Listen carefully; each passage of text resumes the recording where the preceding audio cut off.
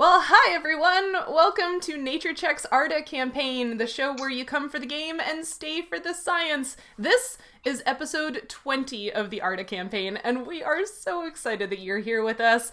Today is especially special because we're also at our 1-year anniversary of running Nature Check and the Arda Campaign. We started this 1 year ago, actually more than 1 year ago, but we were live for the first time 1 year ago this weekend. So that's pretty exciting. We're 1 year old. So much has happened. Aww. First we do introductions. Hi, I'm Sheryl, and my pronouns are she, her. I'm the Dungeon Master for the Arda Campaign. I'm also a PhD student studying ecology at the University of Illinois at Chicago, and when I'm not doing my research, I'm also a science communicator and the host of the Roving Naturalist on YouTube. And in a little less than 2 weeks, I'm going to be running the ComSciCon flagship conference, which is very exciting. Yeah. Next, we've got Peter.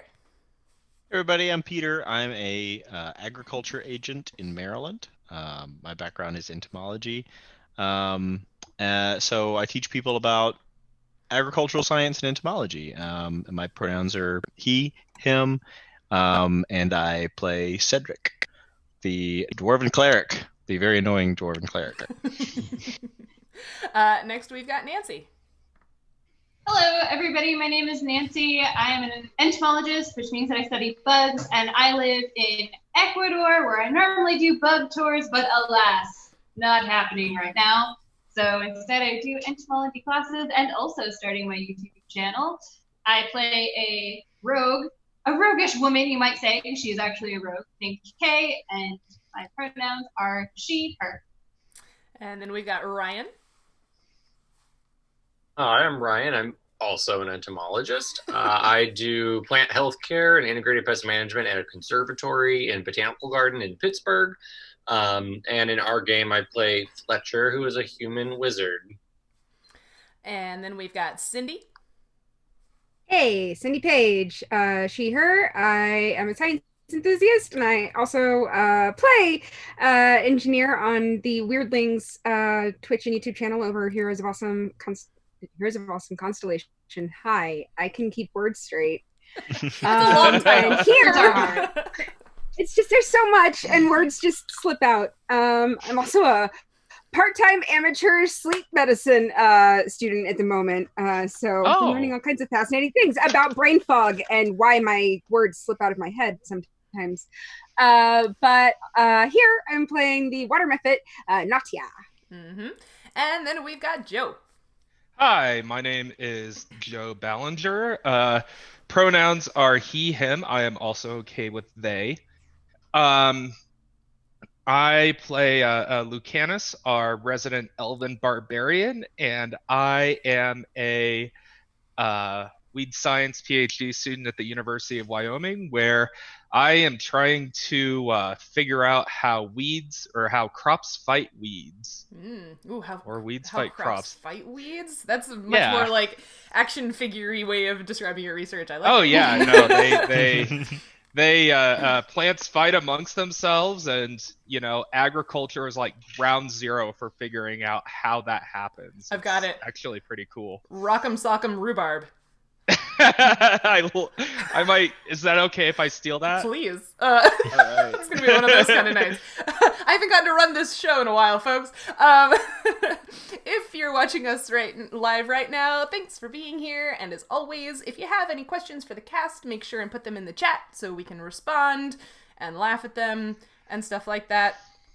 Hey, did you know we're on social media? You can find the Twitter handles for our entire cast of video gamers and TTRPG players down in the reference section below. Speaking of our Twitter page, it's time to announce the winner of the Rate My NPC bracket. After you all voted on our 64 contenders over the last few weeks, we've come up with the best NPC in the whole Arda campaign, or at least of the ones you've met so far. And that winner is Captain Carolyn Dawson Clark of the Naval Fort in New Seychester, formerly Lieutenant Carter Dawson Clark during the Annals of History shows. She was undercover, as it were. Congrats to Captain Dawson Clark on her win, and thanks to you for following along and voting. Don't forget, if you're not able to watch us live, you can, as always, find the sessions for both of our consistent RPG campaigns, so that's both Arda and Burn, in video form on our YouTube channel and in podcast form everywhere. Tonight, we'd like to give a shout out and thank you to our listeners in Ontario, Canada, who have downloaded our podcast over 80 times. Thanks, everyone. Hey! Yay! Thanks, Canada. Now, it's time for a moment of real talk. We all participate in a lot of different spaces in our lives, but two of those spaces, namely the outdoors and the gaming community, have unfortunately been places where people of minority backgrounds have not always been made to feel safe or welcome. We at Nature Check want to remind everyone that green spaces and gaming are places where everyone belongs and everyone should be made to feel safe and welcome. We'll continue doing our part to make that happen, and we'd like to thank you in advance for helping us with that mission. Okay, anybody else have any projects they'd like to plug this evening? All right, that head shaking means it's time to get started. Wait. What? We do have a post coming up on Ask an Entomologist on Tuesday, and I am the one who runs the Twitter. And if you're a fan of the site or the Twitter page, yes, it's been kind of quiet for the past few days, but I have sudden responsibilities I have to take care of, I'll just say. So when we Joe's will, done cooking, he'll get back to Ask an Entomologist. yeah. So we will. I don't really want to tell that whole story again, but yeah, we'll be back in force next week. I just have stuff to take care of. So yeah, if you didn't already like bugs enough after listening to all these people, go check out Ask an Entomologist for even more bugs. You never love bugs enough. Even we don't love bugs enough. That's true. Not as much. Not enough. All right. Not enough. Not enough. Okay. Everything changed when the gods left Lacedes. The world became a complicated place. For almost a century, people fought with one another and struggled to find new ways of being. The loss of the gods also made the continent of Arda newly accessible to the outside races, and humans from Tenebria established New Seychester as an outpost city on Arda's southern shore. In the spring of 972, 4 young people from different lands encountered one another in New Seychester. Though their alliance was first formed out of necessity, curiosity, and coin, they have now come to trust and rely upon one another as they explore a strange new world. Fletcher, a human wizard, collects samples and takes copious notes about everything they encounter in Arda, as he hopes to publish on his discoveries and make a name for himself. Cedric, a dwarven cleric, came to Arda to share the word of Moradin, but in the meantime he's met a lot of new and diverse people and learned to rely on his friends when the going gets tough. Lucanus, an elven barbarian, seems either to be running from or towards something, but he hasn't let his dark past prevent him from working with and protecting his newfound companions. Kay, a roguish young woman, is new to the violence and adventure of the broader world, but her desire to make a difference and do the right thing to help the people she cares about pushes her forward. And Nautia, a mephit from the elemental plane of water, was trapped on Arda while partying when the loss happened. Now that the river she relies upon has become poisoned, she's teamed up with this unlikely group of adventurers to save her home. Boy, you guys have really been having an adventure these last few days, huh? You left New Seychester on the morning of the 12th of Bloom Run, boarded a ship, crossed the Coquerel River, entered the rainforest known to you as the Kaleminster Woods, saw a variety of new plants and animals, were bested by the red parrots you're supposed to be catching for Sawan, met a water mephit named Nautia, continued investigating the poisoned river, and made your way through a subterranean temple that you found via a dream Kay had. In the temple, you eventually, through luck and persistence, and maybe a little help from the DM, managed to somehow perform a rite or ceremony that granted the 4 of you increased swimming skill, but may have left you with more questions than answers. You have since, off-screen, spent another day walking northeast through the forest, continuing to follow the edge of the river and looking for any signs of the water quality changing. It is now the morning of Hextum, the 17th day of Bloom Run. I need perception checks from everyone. Oh, damn it. Good thing. As you walk around. Traipsing. so perceptive that I know where my character sheet is. The most perceptive. I have a 16. 16. And 10. 21. Woo! 21. Starting that one off strong. Yes. 15. 15. While we're waiting for Peter to roll, don't forget to be logged in to Roll20, because you never know what you might need.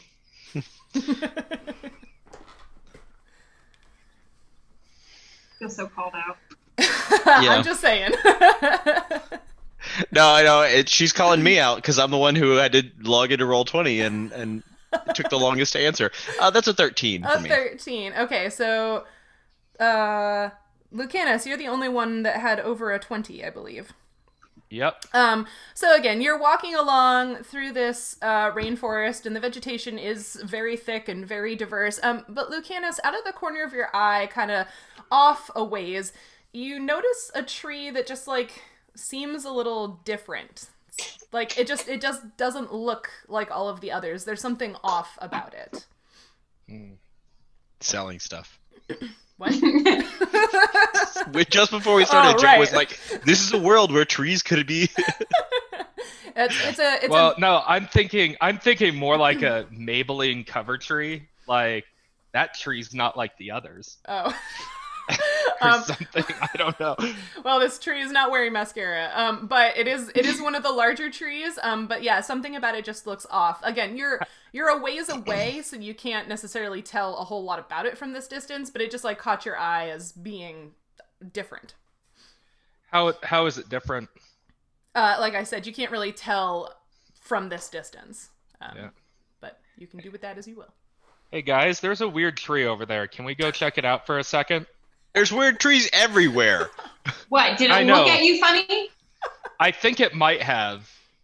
Started saying stuff about his mom. I mean, my mom's dead, so maybe it did. Thanks for that. Thanks for So dark. shutting that down like a 8th grade insult.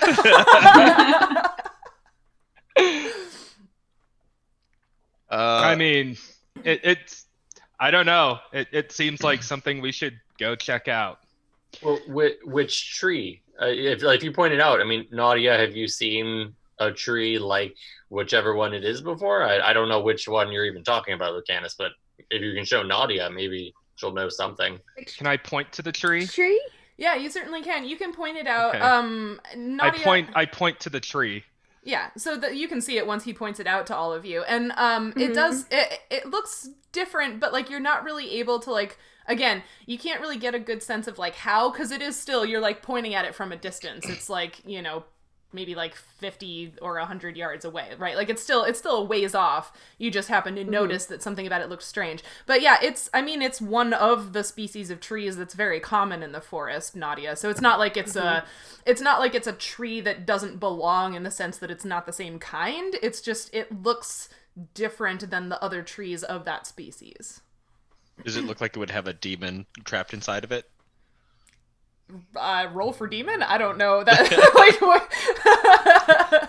I don't know. I don't know what sort of like. What are you looking for there? I don't know. General Trap aura of doors. evilness. Mm. Well, I mean, Smell like does bacon. Is it Does even it that kind of match up? tree? A Ooh, demon yeah. tree? Is it the kind of tree that the Oh, is it a kapok? Yeah. yes. Yes, Yeah. yes. So between since Fletcher read both books, I figure, reading the word kapok would probably not really mean anything to him. But then I also read the book that was like a field guide. Mhm. So if I were able to match those things up, does it like if I can find the picture again in like the book that I have, does it seem like that matches up with what was the story in the Tales of the Father about the devil being trapped in the kapok tree? Are you trying to match the picture of the kapok tree from the field guide to this one, or from the storybook to this one? No, from the field guide. Oh yeah, so yeah. knowing that if there was a thing in the field guide labeled kapok, to be Yes. like, okay, does it look like maybe it is a Yes. kapok? Yeah. And it is. Okay. Yeah, then I guess I pull out the guide and I like find that picture again. And I figure if we've been traveling for another day and we'd like spent a night, I was probably looking through this more. And just tell everybody like, yeah, that is definitely this tree. And if you cross references to the other book, the other not locked up book that we found, that's supposed to be the kind of tree that had this devil trapped in it, supposedly by the gods. Whether we believe in that or not, I don't know. We could check it out, but depends on how lucky we're feeling, I guess. Can I go like knock on the tree, just like on the door? You want to go over and inspect the tree or investigate it, get closer? Yeah, you can get closer. Yeah. What would you said you wanted to knock on what? Just like knock, like as you would knock on a door. wood. Just just knock on the roots. Yeah, you can do that. It makes a kind of a funky, hollow sound, like when you knock on large buttressed roots of trees.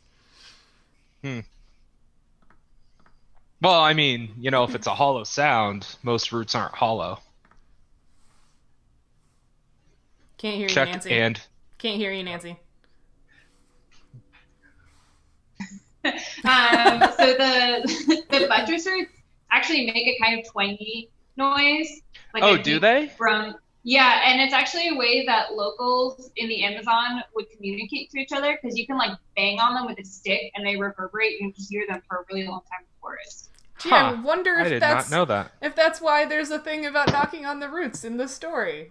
Isn't that an odd coincidence? It's almost like someone did research. Weird. Okay, well, Weird. if nothing happens, I'm not gonna risk awakening evil. While you're over here, though, you can do a search check or a knowledge nature check to get a better idea of like what's weird about the tree. Yeah, I got a 5. On what? The check. Oh, okay. Yeah, it looks odd, but you can't really like put your finger on what is odd about it. Okay. All right. Well, weird tree. Did the rest of you follow him over to the weird tree, or are you still like? I was going to, but he like took off, so maybe I'm a little bit behind him. Okay. Yeah. Yeah, I would probably be I'm sort of the behind same. with Kay. Definitely wanting to do a better up close comparison, especially now that I have this book that I'm like trying to both translate and fill out more as a potential starter to to something that I could write myself. So I would definitely want to get up close and see like, oh, maybe there's different variants of the tree, or maybe it has different male and female plants and has it reproduces weirdly or something like that. Totally. Epiphytes. Oh, there are definitely epiphytes growing on it. Yeah. But yeah, it's the 4-fight. Yeah, so anybody else who might have followed Lucanus over, you can also do either a search check or a knowledge nature check on this tree if you would like to try to get it more information. Yeah, I think I want to will- know because he pointed it out. I think Cedric's not really that interested. Okay, are you over here with the rest of your friends, or did you kind of Yeah, stay where you I were? came with the group, but I'm just kind of like keeping watch on the forest to make sure that we're not got a attacked while they're all being 23. nerds. 23K? What's that? Yeah, I got a 22. I got a natural 20 on knowledge Woo! nature. Whoa! Yeah. I did a search check. I did search Okay, Fletcher. Knowledge. because I had no knowledge. Being 17 and all. Bird. Fair. I did a search check and got a 16. Okay. So you and Kay are both sort of like looking, you're sort of like, circling the trunk and looking at the roots and stuff. And yeah, you can see that like this tree is odd, it's off. It's definitely a kapok tree, like your book says. Like it, it matches up with all the identifying characteristics, so you don't think it's like a variant or any of those other cool things that you mentioned. But Kay, you start to realize that like as you're moving your fingers on the tree, as you're like, you know, walking around, you know how you kind of just like drag your hand on a tree, parts of the tree are like coming off in your fingers. Like it looks like some parts of the tree might be dead. Like it's breaking off, like it's sick. And Nautia, you also notice that the tree is sick. Yeah, there's some sort of something infecting it. Shouldn't be like this. And Cedric, you noticed too? Cedric, you said you're keeping watch. Yeah. You want to give me a perception check? Yeah. Oh no! I mean, he said he was keeping watch, so, you know.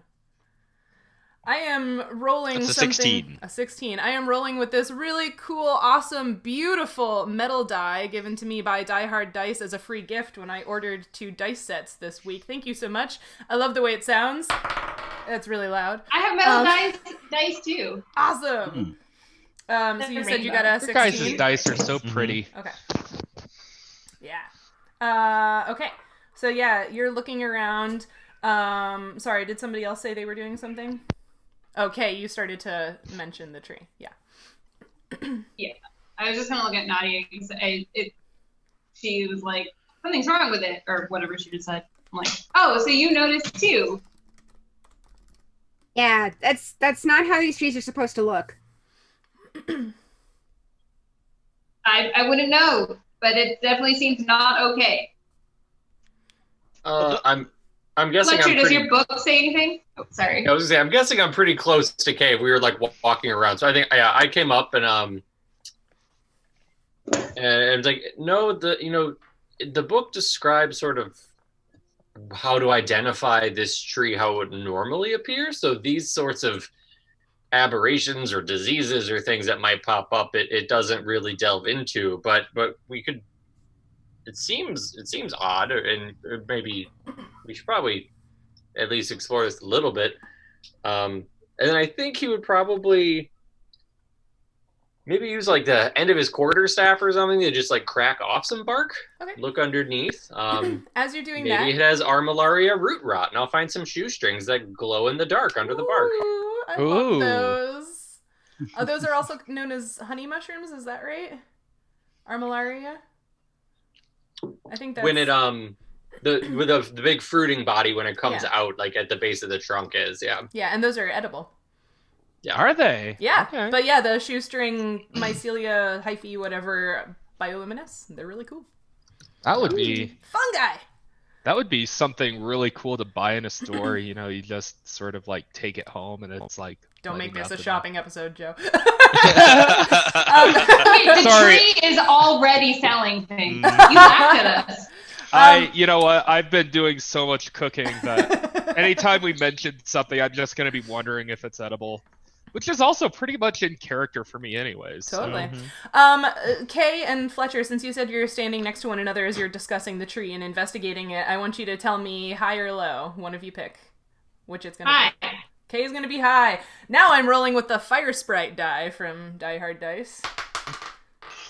And it was... Hashtag, is this video sponsored? No, I just thought it would be nice for me to shout out the beautiful dice that I bought because I love them. I'm just teasing. It was an 8.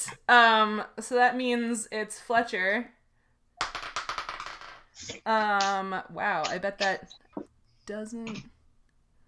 Nope, that's a 9. That does not hit you. However, Fletcher, you can't help but notice, even though it does miss you, all of a sudden, something kind of whooshes over your head. Could I tell which direction it went in? Like it came from like behind you and went like over your head. Did I like witness this? You were all looking at the tree and stuff, and Cedric did not see it. But Fletcher, are you gonna look up or backwards? Well, yeah. So yeah, if I could tell like in what direction it went, I would look up in that direction and be like, did anybody else just feel something go overhead over there? Yeah, well, you should roll initiative and go on to roll 20, and I'm gonna move you guys to approximately where you are, because yeah, you just something tried to grab you, and it's rather frightening. Oh no! Did If we only find we could have another? actually just bought stuff from the tree. Did we find another predatory Oh, plant? no. Oh yes, Cindy just saw it. It's a mantid. Oh my god! It is a giant mantid, so you're welcome Oh. for that. Okay. I would much rather just be diagnosing plant diseases. I've always, you know what? I have always wanted to fight a mantis. Where is your sense of adventure, Fletcher? Hey, if you want mystery and adventure, you need to get into plant health diagnosis because most of the time you're like, what the hell is going on? And that's what I do every day. This is such a good plug. Honestly, I that's love it. pretty much where I'm constantly at I love it. as I well. feel like we need to make you a shirt that says "I'd rather be diagnosing plant diseases." I'd buy it. Merch. Merch. Merch. Oh, and we could have like the glow-in-the-dark root, Yeah, yeah. glow-in-the-dark mushroom. All right. Did anybody get an initiative greater than 20? Oh, I forgot to roll. I was still thinking about how the tree should have just sold us something.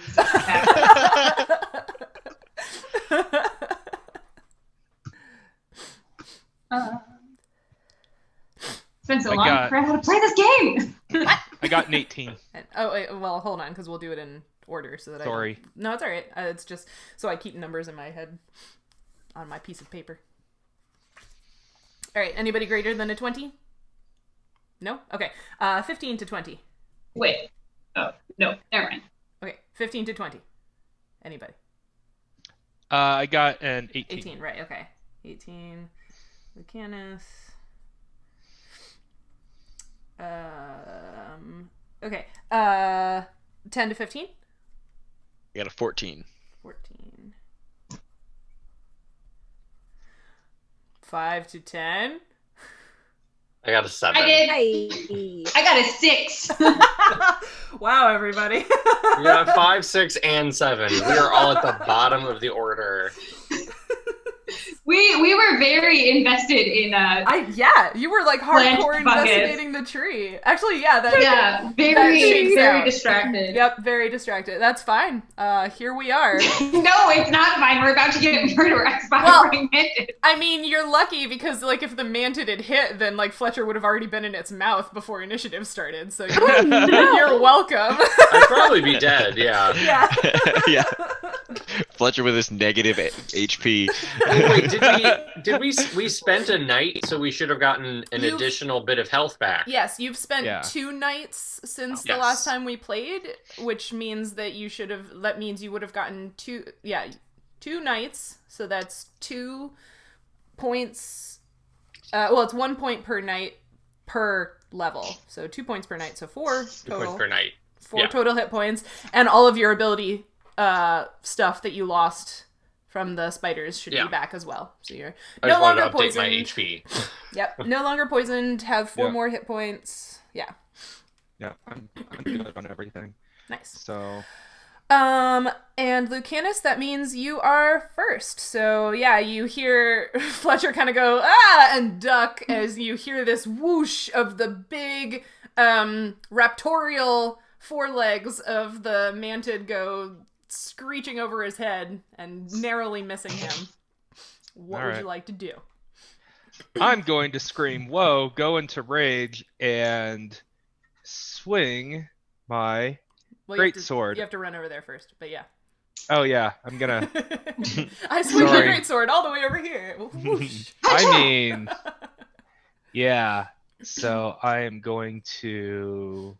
Let's see. Each one of these is 5, right? Correct. And Can I you can move use the that? little measury thing. Oh yeah, you have plenty of. Yeah, your you yeah, your can you get movement should be there. able to could get get you there. over there 'Cause easily, Joe. You have like 40 feet of movement, right? Yeah. All right. Well, I am going that's- to. All right. Well, I'm gonna run over here, and then. Okay, it's been a while since I've done the combat, so It's all right. I rolled a 9, and then attack bonus is let's see. Base attack bonus is 2, Mm-hmm. so that would be what, 11? Yep. Plus your increased your strength modifier while you're raging is a 4, right? Yep. And that's your sword is a two-handed weapon? Yep, so that's 4, so... Well, it's 4 plus another half because it's two-handed, so that's 6, So what was your original roll? 9. 9 plus 8 is 17. That does indeed hit its armor class. Roll some damage. Alright. I got a 6. You got a 6. Okay. So Lucanus comes running up next to Fletcher, swings his sword, and takes Huh? Oh, I can't. Oh, there's a plant there. Never mind. What? Oh, I was gonna try to flank it with Oh, yeah, you can be there. Yeah, you can be there. The plants are just it's harder to move through them, so you have to spend twice as much movement to move through them. But yeah, you can. Oh, okay. Well, yeah. I have more than enough to spare because Totally. I got 40 feet. So yeah. Yep.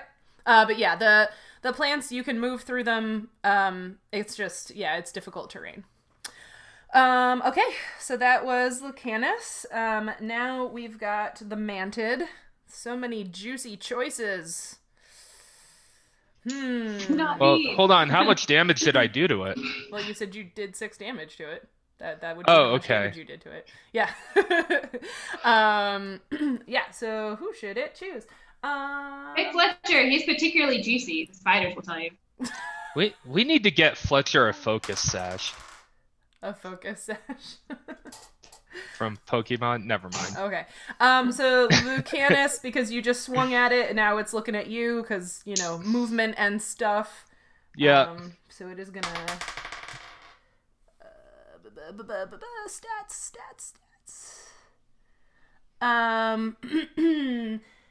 Does a 15... Wait. Yeah, does a 15 hit your armor class? Let's see. So AC is 15 and then 3 armor bonus. So I No. The AC total is what I'm asking for. So is that's a 15? Yeah, 15. Yeah. Yep. Okay. Then if it meets, it hits. So it is. Can I use Uncanny Dodge? Yes, that gives you. That means you take less damage, right? Yeah. Okay. Yeah. So it will claw at you. Okay. So it will claw at you. Whoa, that was cocked on my sticky notes. Let's see. That is 6 damage to you. So you can uncanny dodge that. And then it is going to... so Lucanus, you need to roll me a grapple check because this is an opposed check. Mm-hmm. All right. So 17. 17 total? Uh-huh. On your grapple. Okay, so it claws at you, and the claws rake across you, and it enfolds you in those large forearms and pulls you up to its face, because it won the grapple. So you are now being held by this very, very, very large mantid. You can see, I know the viewers can't see, but it is a large creature, so it's taking up a 10-foot space. So it is quite a bit bigger than our heroes. And it is going to make a bite attack. Okay. Yeah. So... Okay. So how much is the Uncanny Dodge? How much does it reduce the damage by? It cuts it in half, doesn't it? Am I making that up? It says it retains you retain your dexterity bonus to AC even if you're caught flat-footed. So Uncanny Dodge doesn't actually do anything to your the hit points, the damage you take. So Uncanny Dodge in 5th edition does something to the hit points. In 3.5 it does something to your AC. Gotcha. Okay, I got those confused. I've been trying to do some reading. No, that's totally fine. And then the bite. Whoops. Yep. That's gonna be a 13, so that misses. So it tries to bite down, but its mandibles kind of like latch onto your leather armor, but it didn't quite bite down quite hard enough, so it does not make it through your armor. Yeah. So that is Leather the daddy turn. armor saves the day. It does. However, the mantid is still hugging you. So Aww. so still not great. And now it's Cedric's turn.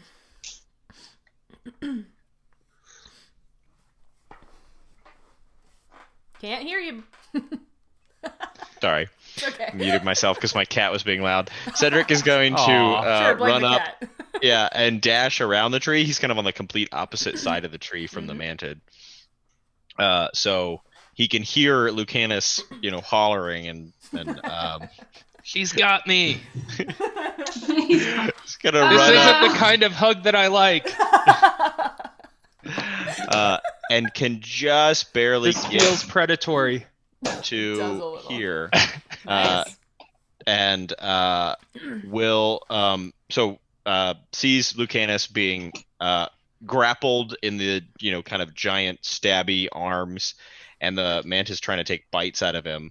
And so Cedric is going to reach out and grab Lucanus and cast Shield of Faith on Lucanus, and so there you see there's almost like a flash paper kind of like spark as one of the pamphlets that Cedric has been trying to hand out to people back in town just bursts into flame.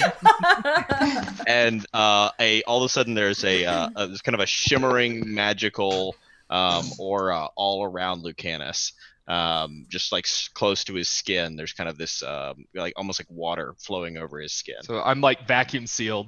Yeah, so you get a +2 to your AC. Nice. Cool. But also you just cast a spell in melee range with an opponent, which means it gets an attack of opportunity on you. Excellent. Bring it on, Mantis. Does a 13 hit you? No! No! Okay.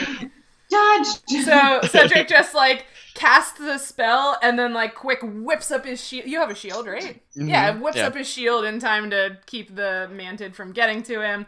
Very nice. Fletcher.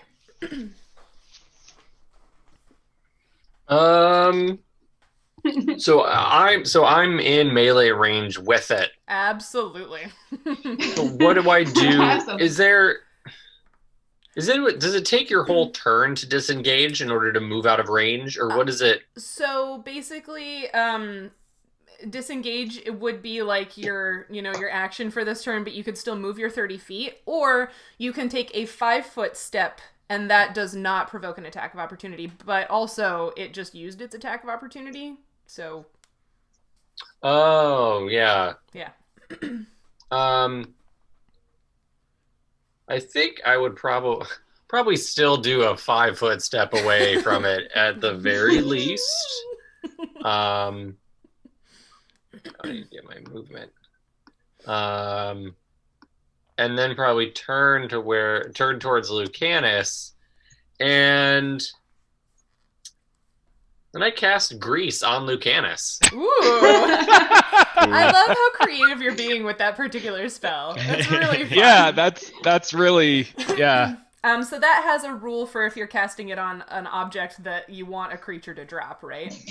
Yes. How does So that if we work? count him as an object, since it's not like an opponent, Right. So I'm it's not gonna try to, objectifying Lucanus all the I time. am okay being objectified in this way. Because then it says he would always be affected. He's now subject to a reflex check. So the mantis has to successfully perform a reflex check every turn, or else he drops Lucanus. So items dropped on the fail, saving throw each round to try to pick up the item again. Mm-hmm. And because the armor, Lucanus's armor would now be greased as well, he gets +10 to additional grapple checks against it. Wow. Wow. Okay. Very nice. Very wow. nice. And the grease is the area it covers is enough to cover a full-size person, right? Because Lucanus is a full-size person. He is a medium creature. It's a full 10-foot square or one object. Yes. So it can complete. It can. Perfect. Yeah. Okay, and you said is it the reflex check on the creature's turn or on when you cast it? It would be on the mantid's turn because it's his reflex check to try to keep hold. So it'll be on the mantid's next turn. Okay. Yeah, then we will do that then. Okay, so that's Fletcher. Okay. This thing. All right. It was camouflaged, and now it's not. Yeah, so it already did its attack of opportunity, right? It did. So that means I can move away. You can. Okay. Oops. I'm gonna. Is this like? Oops. Is this like in the bush, or is that fine? That's fine. Am I like next to the tree? All right. Yeah. Gotcha. I guess I'm going to pew pew my crossbow at it. Do it. Yeah, but it's going into melee range, so like it gets a minus on it, right? Yes. Yeah. So you get a -2, -4. 2. Yeah. Yeah, I think it's a -2. Yeah. Okay. And I first roll the AC, correct? Yeah. First I you rolled it. ahead. Yeah. Mm-hmm.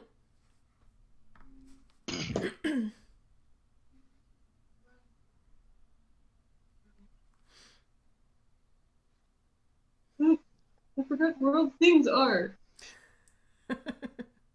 There it is. I got a 19. You got a 19. That hits. Roll some Yay. damage. Roll some damage. And Oh. I'm using the... Let me look this up real quick, because I think maybe while it's in a grapple, it might be flat-footed, which means that you would get your sneak attack, maybe. Roar.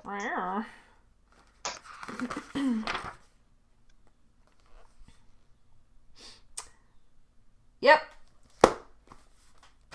Okay. It is flat-footed. I've never used the sneak attack, so I don't know how to use it. I think you've used it once. But basically, what that means is, like, you hit, obviously, and then you are a level 2 rogue, which means, whoops, alphabetical order is good. Yeah, you have extra 1d6 on top of your regular weapon damage. So basically, sneak attack means that, like, you're extra good at seeing vulnerable places on opponents and sort of making surgical hits. Okay, cool. So I roll my normal d6 plus the modifier and then add another d6 on top of it. Right. Okay. Yeah. I can do this, probably. Good thing I get 2 of them, because the first one was a 1. Oh! And the second one? A 2. A 2. But Right. I get a modifier of plus 3. On your crossbow? On the short bow? On your short bow? I don't think you don't have a plus anything to damage. Okay.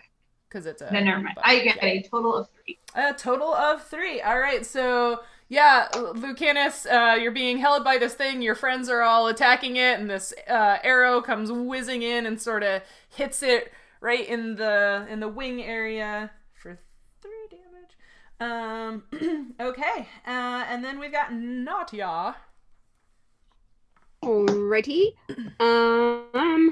First, I'm gonna go ahead and fly, just pop up and go... You said those are 5 each, so squares, right? Yep, squares are 5 each, and if you're flying, you don't have to worry about the plants. Just keep it simple. Awesome. I think I'm actually... Well, if you go through the big black tree, you'd have to worry about it. But yeah, going around is fine. It would be around. Yeah. I think I kind of... So I was like... That's fine. Yeah. Mm-hmm. And let's see. I haven't tried this one before. But I should be able to hurl an acidic blob that functions like Melf's acid arrow. Which means magical arrow of acid springs from your hand and speeds to its target. You must succeed on a ranged touch attack to hit your target. The arrow deals 2d4 points of acid damage with no splash damage. Oh, wow. And then there's more stuff with higher levels, which I don't have. Right. Ranged. So a ranged attack is your a d20 plus your base attack plus your dexterity. Don't forget, because you are shooting into melee, you get a -2. So that you don't hit your friend Lucanus or anybody else who's in melee. Oh, also Cedric. Okay, so remind me again, that's That's going to be D20 the D20 plus your base attack bonus plus your dexterity modifier, and all of that minus 2. All right. Base attack. I always like it when people talk about this particular spell, because like even though it's MILFs with an E, it always sounds like MILFs with an I, which is just very amusing to me. All right. It's amusing to everybody. It's okay. Yeah. What was attack bonus plus dex? Base attack bonus plus dex. Okay. So that's +3 minus 2 is only +1. All right. Oh, no. Oh, no. That's 4. So it wasn't 1. Okay. So no, wait, what did I say? No, it's +1, right? It was a +1 total, right? My base attack bonus is +3, yeah. So it was 3 +1, so 4, yeah. Okay, yeah. Yeah, so you let loose this blob of acid, and it kind of splorps on the ground in front of the mantid. Yeah. Probably just shoots off. I was startled. That's nope. Not so great. That's all right. So that's Nautia's turn. So we are back to the top with Lucanus. Lucanus, you are currently grappled by the mantid, or you are in a grapple with the mantid.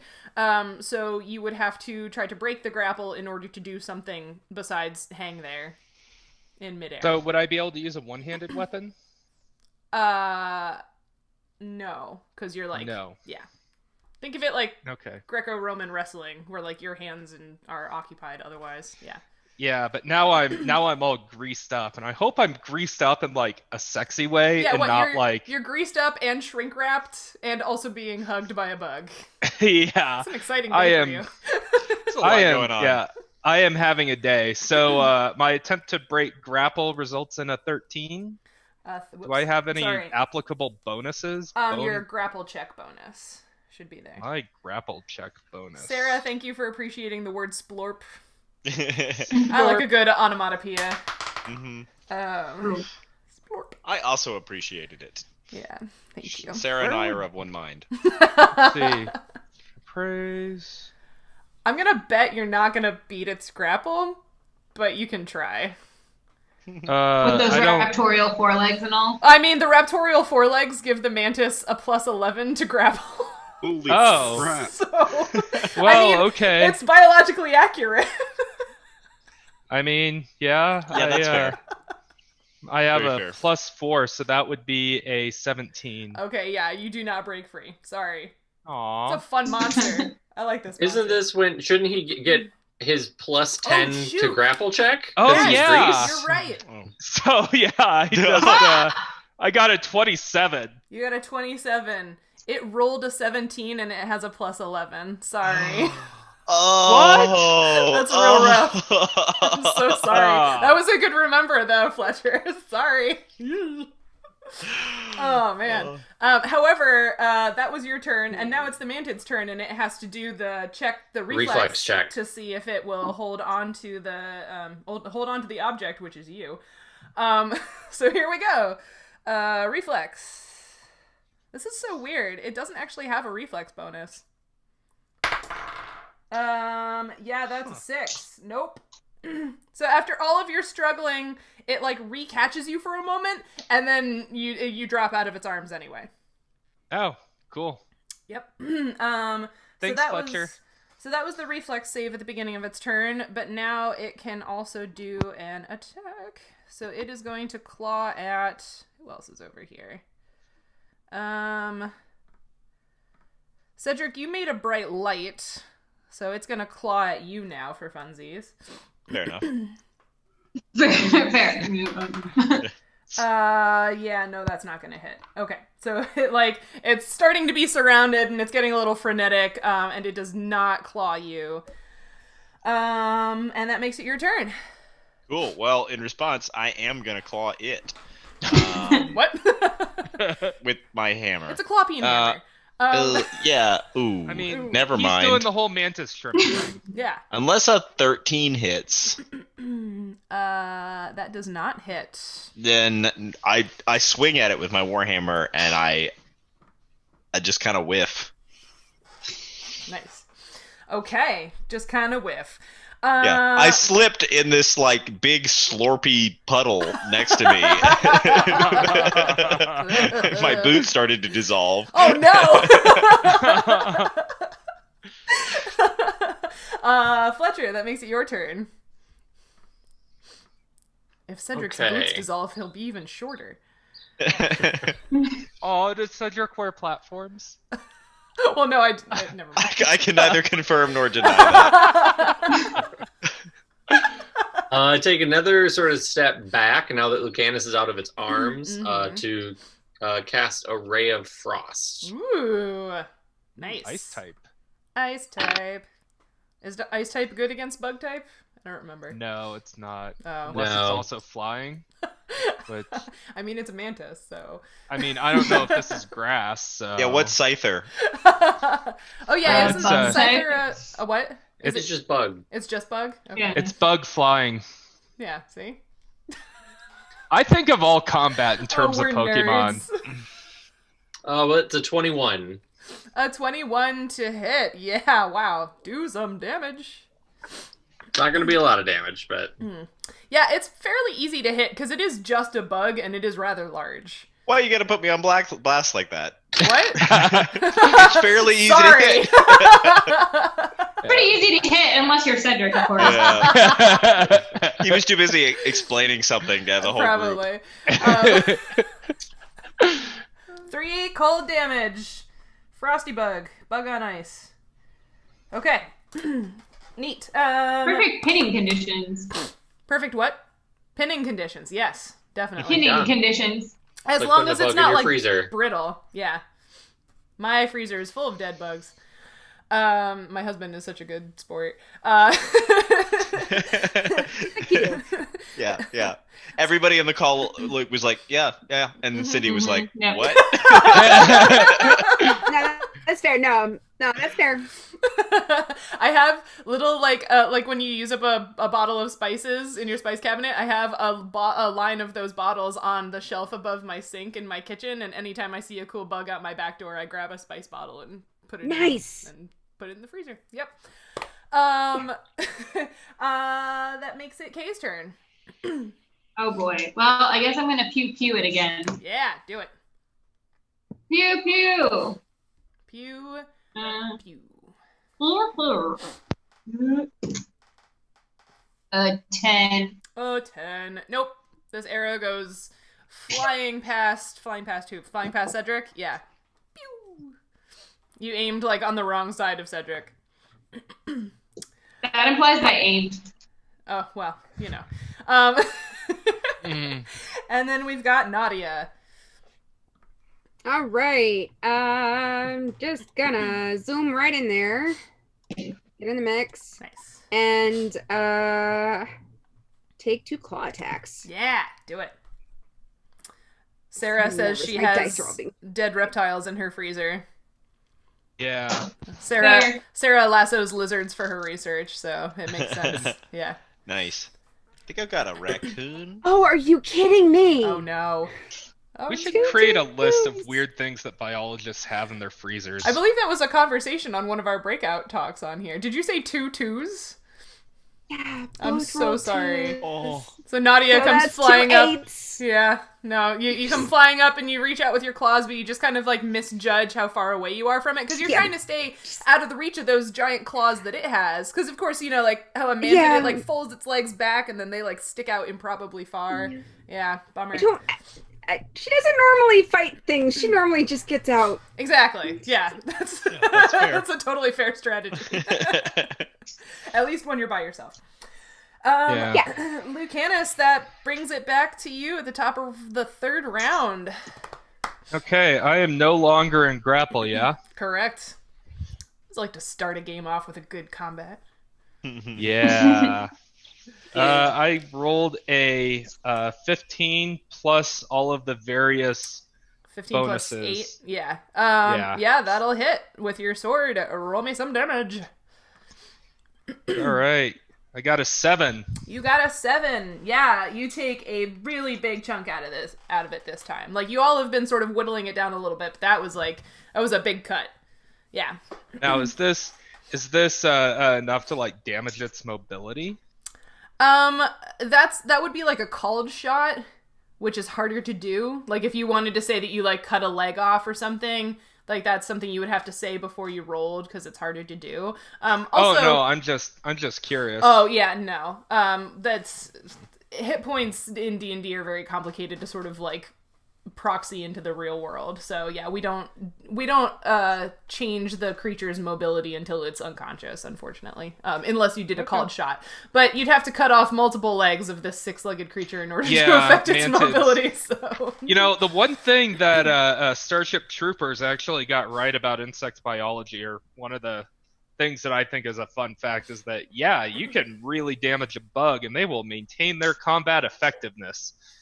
Mm-hmm. Yes, they are good at that. They are.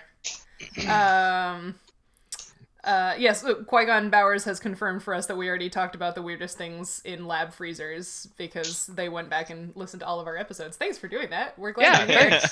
They also... if you could take notes and send them to me, I know, that'd be right? really helpful. Qui-Gon Bowers also said hi, Cindy, earlier because they found us by watching Star Trek and you guys. So Yeah, Oh, gonna say her name. Yeah. Okay, yeah, so Lucanus does quite a bit of damage to the mantis. It is very unhappy about that. So it is gonna go...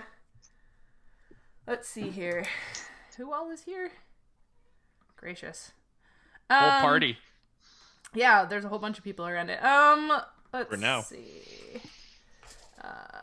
1, 2, 3. Okay, it is gonna claw out at Nautia this time. That was me rolling a d6 to choose. That is an 18. Against, yeah, okay. So Yeah, that's against 16. the claw. Yeah. Oh, bummer. That's the claw. The claw.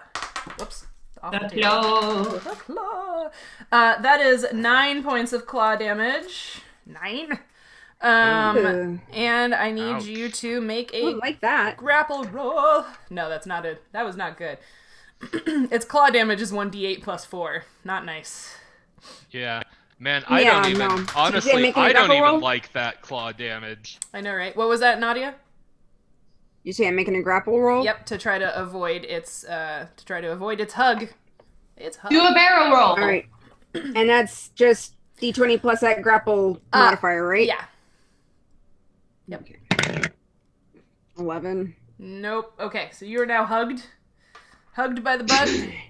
And it is going to bigot to you. Yeah. Unfortunately, mantids are really good huggers. Wow, that was a really good die. Hey, thanks, this Die Hard dice, for this metal die. It rolls really high. Yeah, thanks. That's a 24 to hit. Yeah? Yeah. Yep. And then Woof. the bite. Yeah, I know. Sorry. And then the really- bite. Push me! It's gonna bite you for 5 damage. Okay. Okay. Oh no, Still Nautia, up? you haven't been touched in a bunch of the fights we've done so far. So I don't think I've taken damage at all until now, so that's why I wasn't gonna say anything. about time. Fletcher's over there like, So yeah, basically, this is fair. Yeah. I'm okay, but I'm not great. Yeah. All right, Cedric. Now it's your turn. Also, Qui-Gon Bowers likes your cat.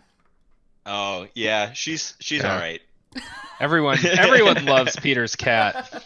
Yeah, Peter's my cat is a God. good cat. Yeah, yeah. she's our second most consistent special guest. It's true. It's true. Yeah, she's checking out the traffic on the road outside. So I'm gonna Cedric's gonna attack again with his warhammer. Okay, do that. Oh god. Oh man, wow. That Yeah. didn't sound like a good roll. It was a 4. Yeah. Yeah. 4 plus 2. So he's like mid swing sees Nautia get snagged, and so he's just like, oh wait, and it throws his rhythm off. Oh man! Not that he had established a rhythm yet, but bummer. That's what I'm going with. Okay, yeah, no, that's fair. Fletcher. Oh god. Okay. Oh god.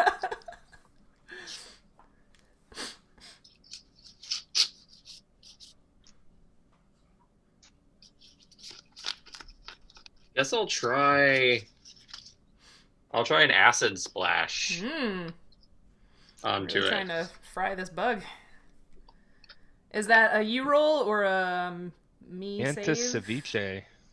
That is just me. Okay. Range touch attack. Cool.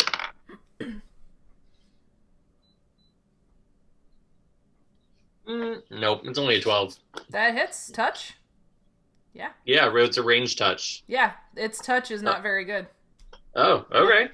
Like I said, it's very big.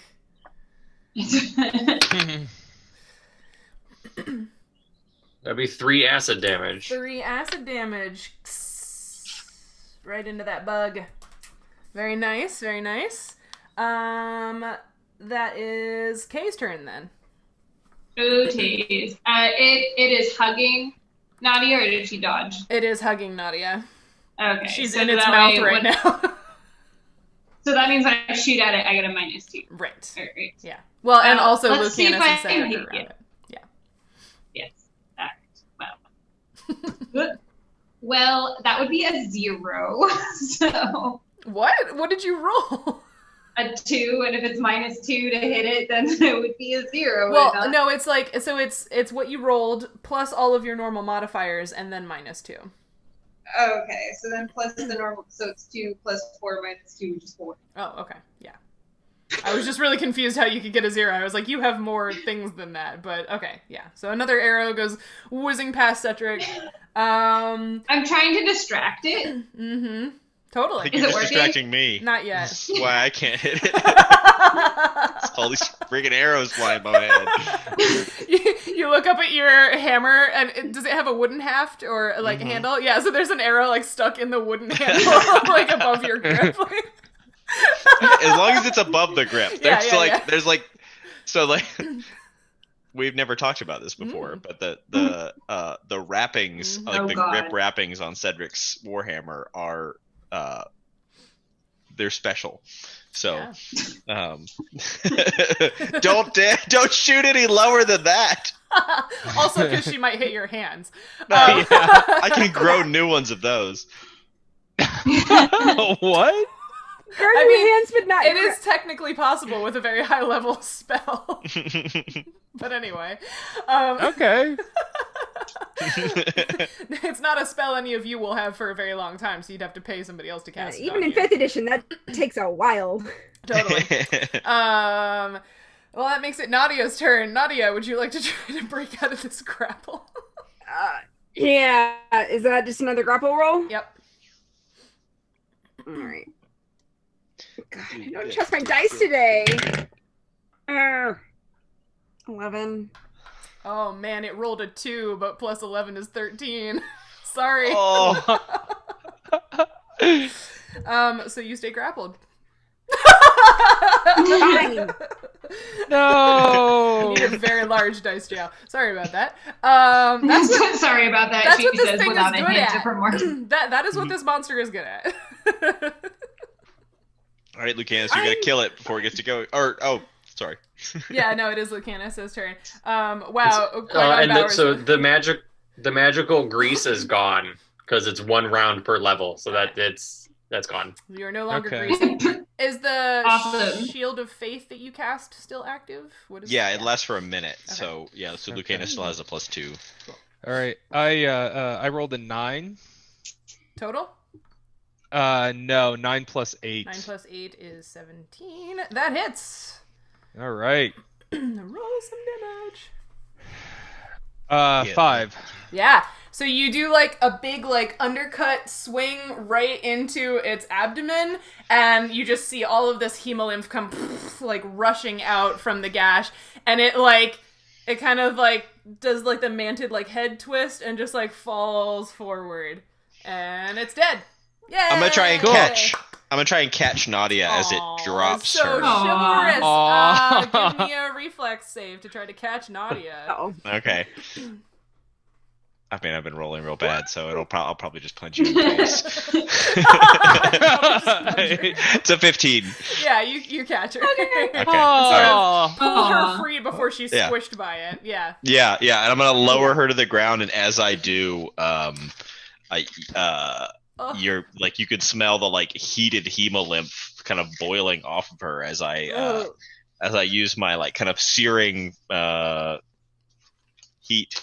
I was about to say how sweet that scene was until I remembered that your healing hurts. So. Yeah, it's like all your wounds are being cauterized, but they're actually healing. Which is probably weird for a water method. Yeah, it's probably super unpleasant. There's like a weird cloud of steam forming around the two of you. Yeah. Love it. That was amazing. So that's for 10. Oh, good. Nice. Yeah. Awesome. Well, that's a thing that happened. Yeah. Can we loot the bug? Is there anything I can get off of the body of the insect to take back? I mean, it's not wearing a backpack or anything. Was there? No, I mean like a tibia, like one of the tibial claws. Sure, yeah. If you want to try to extract some useful bits from the mantis, give me a nature check. Hey-o. Can I like hand Fletcher my dagger temporarily to help him with that? Yeah, if he doesn't have one of his own, you can certainly hand that over. I do not. Does that like count as like an assist or something with the check? No, I mean, he's giving you a tool because otherwise it would be, I mean, yeah, it'll change the DC, but yeah. Oh, that fell.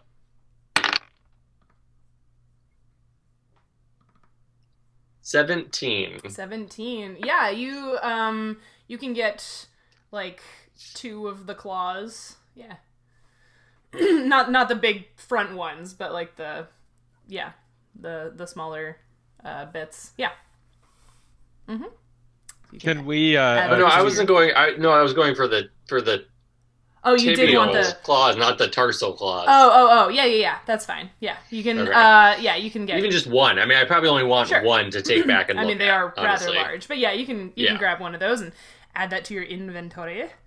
It'd be fun to hit somebody with one of those. Does that count as an improvised weapon? Super grabby. You could get it made into a real weapon. Like I really like Stardew Valley, and one of the swords you can get in that game is a sword that's like made out of the mandibles of a bug. It's real great. Yeah. Oh wow! In our D&D game in grad school, I played a tiefling ranger, and I did use a giant mantis a tibial claw as a sword. Amazing. I love it. Wow.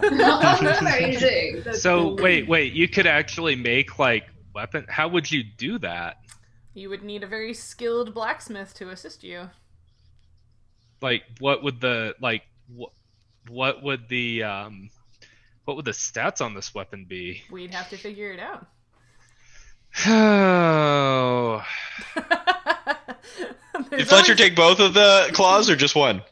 No, I just took one because I'm not going to use it for like weaponry. Right. I want Also, to it's very basically large. study it and look at it. Like, So Lucanus, if you're interested. I don't remember. Lucanus was carrying a lot of stuff last time I checked. You got to make sure you're not getting over encumbered. Yeah, that's what I'm thinking. So Because you have many heavy things. I'm not going to I'm not gonna get a claw, but I am gonna just search it just for the hell of it. As you do, Cedric's gonna stand up and be like, I bet there's some good eating on that thing. I got a 1 on the search check. Is so, a dead bug. You slip in some of the hemolymph on the ground and fall on your ass. That is how we do. That is how we do. Nautia, how you feeling? Not great. Oh, come on there, buddy. You can do it. Hurt. Sorry, I'm kind of. I mean, I could maybe do a little bit more. Do you want some? Is Is there any water nearby? Do I see any water? Like a stream? There I isn't see or a hear water? stream incredibly close, no. Okay. I've got a water skin. Do you want me to just pour some on you? No, There's the blood of our I can- enemy. That's kind of like water. No, if I'm in water or rain, I can heal faster. Ooh. We'll find another stream. Yeah. Yeah. Another clean one. Yeah, we'll get a stream real quick. And also, has it been raining regularly? They're like a puddle. I mean, yeah, it's a rainforest, so it's been kind of like misting or raining. Yeah. And in fact, like if you look up in the spots where you can see the sky, it looks cloudy. Like it looks like it might be threatening rain this evening.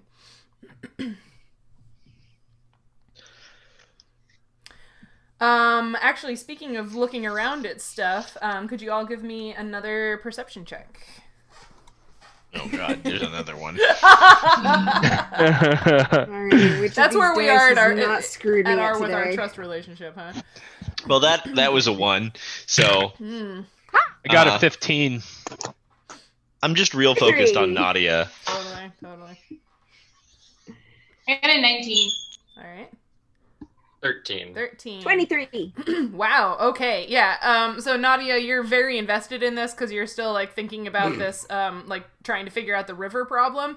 But everybody except Cedric notices it because you're all looking up and looking around. The trees in front of you and just like the environment around you, like it looks like the vegetation is sort of getting a little thinner. Like it feels like the rainforest might be petering out and you're sort of coming to the edge of it where it starts to transition into another biome. Yeah. And I think this feels like a good place for us to take a break because we are at a transition. When we come back, maybe we can talk about transition zones between biomes for a fun breakout session. That could be cool. Sure. So yeah, we'll take a quick break. Thank you so much to Sarah, Warioshi, Qui-Gon Bowers for hanging out in the chat. Thank you to the other people who are watching but not chatting. Again, feel free to ask questions of the cast as themselves or as their characters if you'd like. We're going to go on a quick bio break, grab a snack and whatever, and we'll be back in a few minutes, so you can do the same. See you soon. Yeah. Well, hey everybody, we're back. Hope you got some refreshment. We got some refreshment. I need to change the name things because people moved. Do we move? No, only Yeah, 2 people yeah. moved. It was just It looks like people just moved. Cindy and Nancy. It's fine. Don't worry about it. I'm I sorry, got I'm the problem child. It's fine. It's fine. It's all fine. We'll just take it out of your hit points later. What? We're back. Hello. We missed you. Yeah, we're gonna talk about. There's the bell. Brought back the bell. We're going to talk about ecotones, as Sarah pointed out in the chat. An ecotone being the transition zone between 2 different biomes or ecosystems or habitats or however you'd like to describe that. Yes, so it is an ecology term, so maybe some of the entomologists in the group may or may not have been familiar with that. But ecotones are just like really cool areas to study because in this transition zone, there's a lot of overlap in the vegetation between the 2 habitats or 2 ecosystems, and it also means that it's an area where the animals that use those 2 ecosystems interact. So ecotones are really cool systems or spaces all on their own. So I thought, yeah, we could talk a little bit about what makes an ecotone unique or exciting, or if anybody has any good ecotone research stories. Well, I have the least relevant information, so Okay. maybe I could start. Sure. No, you know, Peter, I don't know. I'm like a physiologist, so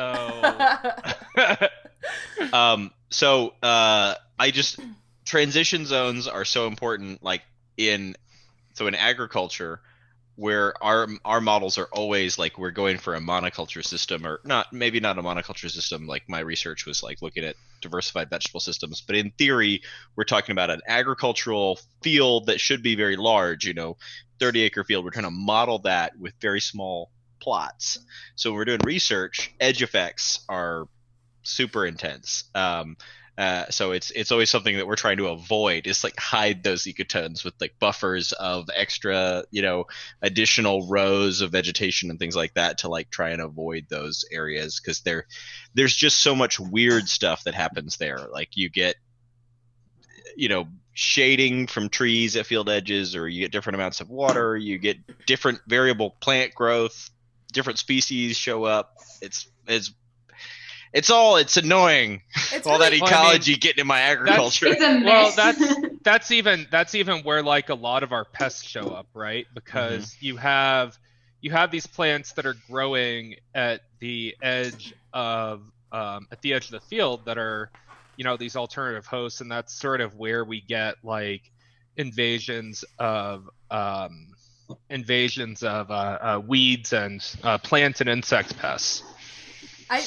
This is turning into a much more interesting conversation even right off the bat than I thought it would, because it's really interesting to me that your perspective as agriculture-focused researchers is that edge effects are like bad or inconvenient. Because like in ecology, I guess we tend to think about edge effects when we're talking about patch size. So like when habitats are fragmented or broken up across the landscape by like human infrastructure, edge effects can be bad because it means that like a lot of animals don't do well on edges, that they need like the more pristine, unaffected habitat in the middle of a patch. So like in that way, edge effects are bad. But since I like to do a lot of research in ecosystems that are heavily human managed and interact with human spaces, we tend to talk about edge effects interfacing with agricultural land as being a good thing, because not only are the edges where a lot of your pests come from, but they're also where a lot of your natural biocontrols come from. So one of the people who just defended her PhD in my lab did a lot of cool research on how grassland strips in between agricultural fields or around the outside of agricultural fields can help boost bird populations, and how birds can help predate insect pests. So yeah, I guess when I think about edge effects, it's very different than how an agriculture researcher thinks about edge effects. That's really cool. Yeah. Well, and the reason for that, as Peter said, is, so the systems that I study are row crops. Mm-hmm. And when you're doing row crops, it is pretty much a monoculture, because like, the equipment needed to harvest beans and corn is very different. You can't do it all at once. So having different things on the edge can be either beneficial or problematic, or beneficial as you pointed out, Sheryl. But in general, we consider it to be very detrimental, especially here in the West, because like all of our pests are tumbleweeds. So, if you have this big stand of kochia that's growing up around the edge of the field, well, come fall, that's gonna, dry up, fall off, tumble across the field, and just lay down a swath of seeds. And that actually, so not only would that lower yield, that would also lower property value, which, here in Wyoming that's huge. Like you could argue in some systems the cost of weeds to property values are higher than they are for yield loss. Yeah. So it's... I did research on birds before I knew that I liked bugs. And we were studying the prairie warbler in the Albany pine bush, and so in the scrub barren ecosystem, which is generally secondary succession and characterized by fire and short scrubby stuff. And basically, this is Albany, New York. And we were studying the prairie warbler. It's a migrant, and so basically it's experiencing deforestation, and it's overwintering grounds in Central America and experiencing deforestation and habitat loss in its breeding grounds, upstate New York. So we were looking at how these edges affected this bird, because the Albany Pine Bush Preserve, like normally when you make preserves, I feel like you're like, this is a beautiful piece of ecosystem, we're going to put a fence around it. But instead, the Albany Pine Bush was like the city of Albany happened, and then they're like, oh crap, that was actually an important ecosystem. And they like ripped up city blocks and put the right dirt and right plants back in. So it's just in like 80 to 120 hectare literal blocks of land. And so we were trying to see like how these birds were affected by like literal like grid roads running through their habitat. And basically it was really actually encouraging because it mattered exactly 0. We had one male that his territory spanned the road. So he had his nest in one side and the rest of his territory expanded on the other side of a 2-lane road, like a 2-lane busy road. And like he had like 3 fledglings. They all survived. They all like fledged. It was great. So it's like, it was really interesting because the negative result was actually helpful in the fact that like convenient, it matters not. We can keep going like this. Yeah, that's really cool. And that's a great point, like, because that's a case study on like an individual species in a very specific situation, which I also love that situation because it's restoration too, which is cool. But yeah, it's really important to remember that like when we talk about edge effects, that like some species of birds or insects or whatever respond really positively to edges and some respond really negatively to edges. And so like whether or not a species survive in fragmented habitats has a lot to do with how resilient they are to edge effects, which is useful. Yeah. Useful information, yeah.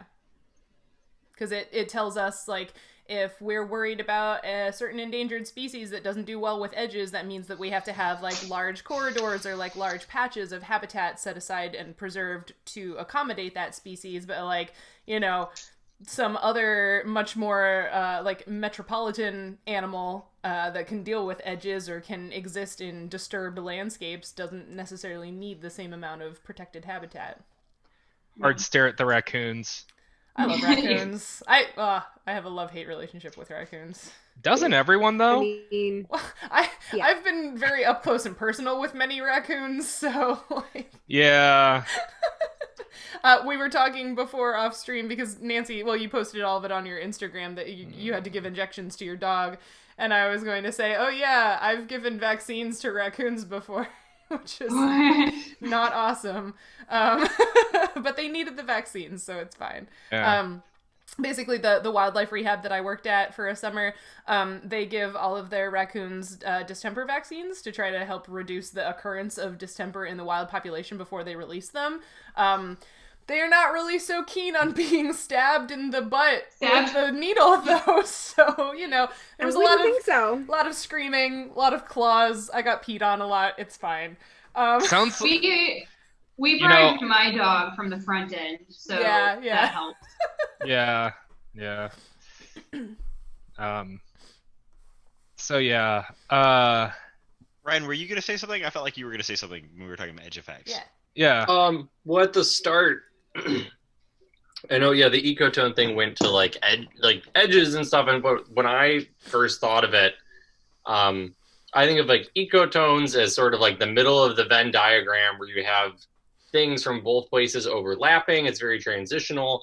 And it always makes me think of the zones of hybridization that happen in ecotones, because you can have similar species or subspecies of a species from the two different environments interacting, and it can lead to new subspecies or new species that can specialize in what can be a very different environment where you have both sets of factors from each ecosystem overlapping. And we think about that a lot. I think about insects and plants all the time now. And so we have like an orchid collection, and there are places where you can follow the species and the subspecies of orchids through the ecotone between environments, and you can see where there's the one species and the other species, and then the degrees to which they hybridize going through the ecotone. So that's I always think of hybridization when I think of ecotones and moving between environments like that. Yeah, that's really cool. Oh yeah, and there's some crazy there's some crazy genetics that happen. So like on Ask an Entomologist, our next post is going to be exploring like, and I swear to God, there's an insect connection here. I'm going to leave it. I'm just going to leave that part of it secret. But, you know, I'm sort of exploring how like dandelions made it to America. And, you know, so all of the dandelions in America, they are triploid asexual. And in their native home range, there are diploids, triploids, and tetraploids. So 2, 3, and 4 copies of each chromosome, living pretty much side by side. Although there is a gradient. So there's sort of the separation between the diploids and the diploids, triploids, and tetraploids, and I don't remember what it's based on. I'd have to look it up. But more or less, what happens is the diploids, so when a diploid mates with a tetraploid, it more often than not produces triploid offspring. So that's where our sterile dandelions come from. We just, you know, just by a roll of the dice, we happen to get like one of the triploid populations that establish, and now like all dandelions in America are asexual. But the genetics are so weird. Yeah, So no. Wait.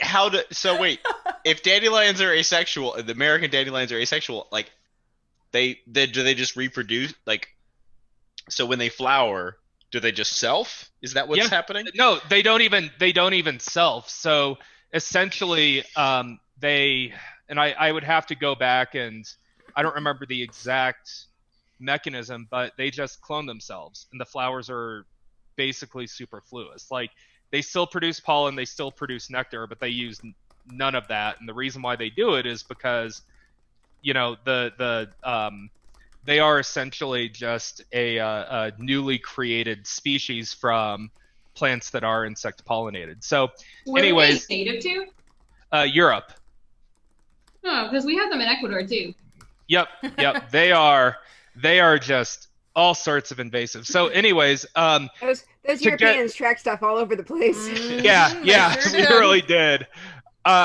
So, anyways, to get back to the crazy genetics, in the zones where these meet, the dandelions actually like use their own pollen to keep these diploid competitors under control, because they just essentially drown them out with the triploids. And when the triploids pollinate, when the asexual ones accidentally pollinate the sexual ones, that just overrides a self-incompatibility mechanism and causes the diploids to clone themselves, thereby like creating this acceleration effect. And it is just the weirdest interaction that, again, you know, this happens in this, like, they're normally separated by like these slightly different temperature gradients, but in these areas where they meet, like, you just get these absolutely wild genetics happening that resulted in like dandelions coming to America. That's bananas. That's fun. Yeah. That's bananas. Speaking of, I'm trying to find a way to make that a little bit more understandable. that's okay. It's a complicated story. But speaking Yeah. of plant genetics, there's a question in the chat, Ryan. The transition between the species of orchids that you were talking about in ecotones. The question is, wouldn't that have more to do with the pollinator than the flower, or pollinators than the flower?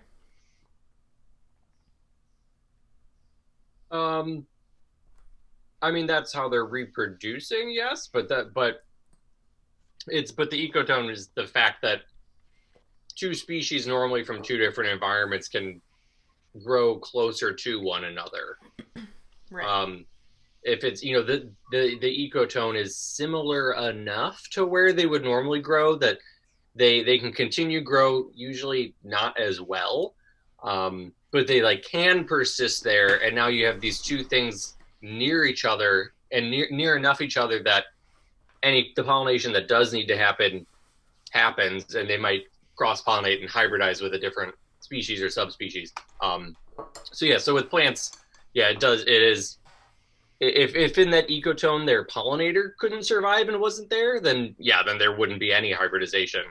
They might both just exist there and nothing would happen. Yeah, that's a good point. And it's about the spacing too. If pollinators traveled forever, then it wouldn't matter how far apart they were. But pollinators, especially because most of them are insects, like they can only fly so far, or only will choose to fly so far between nectar sources. So they wouldn't necessarily always cross the boundary between the species. Yeah. Well, and then the other thing to consider is that because plants can't move, they can be adapted to like hyper localized regions. Mm-hmm. So like here in Wyoming, we have these abandoned mining sites, and because of the heavy metal toxicity, there are actually instances where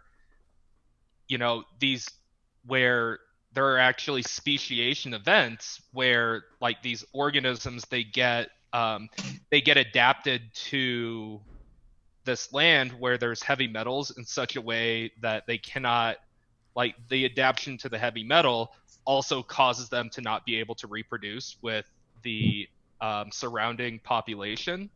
So, we actually have these mining sites that have created their own species. And we even see this in agriculture as well. So one of my friends who's a soybean breeder, when he was at the University of Georgia, they accidentally created a strain of soybean that was like super productive in like just like a 15 or 20 mile radius. Like they got really excited about this because they're like, oh, this yields so much better than everything else. And then they like tried to grow it like,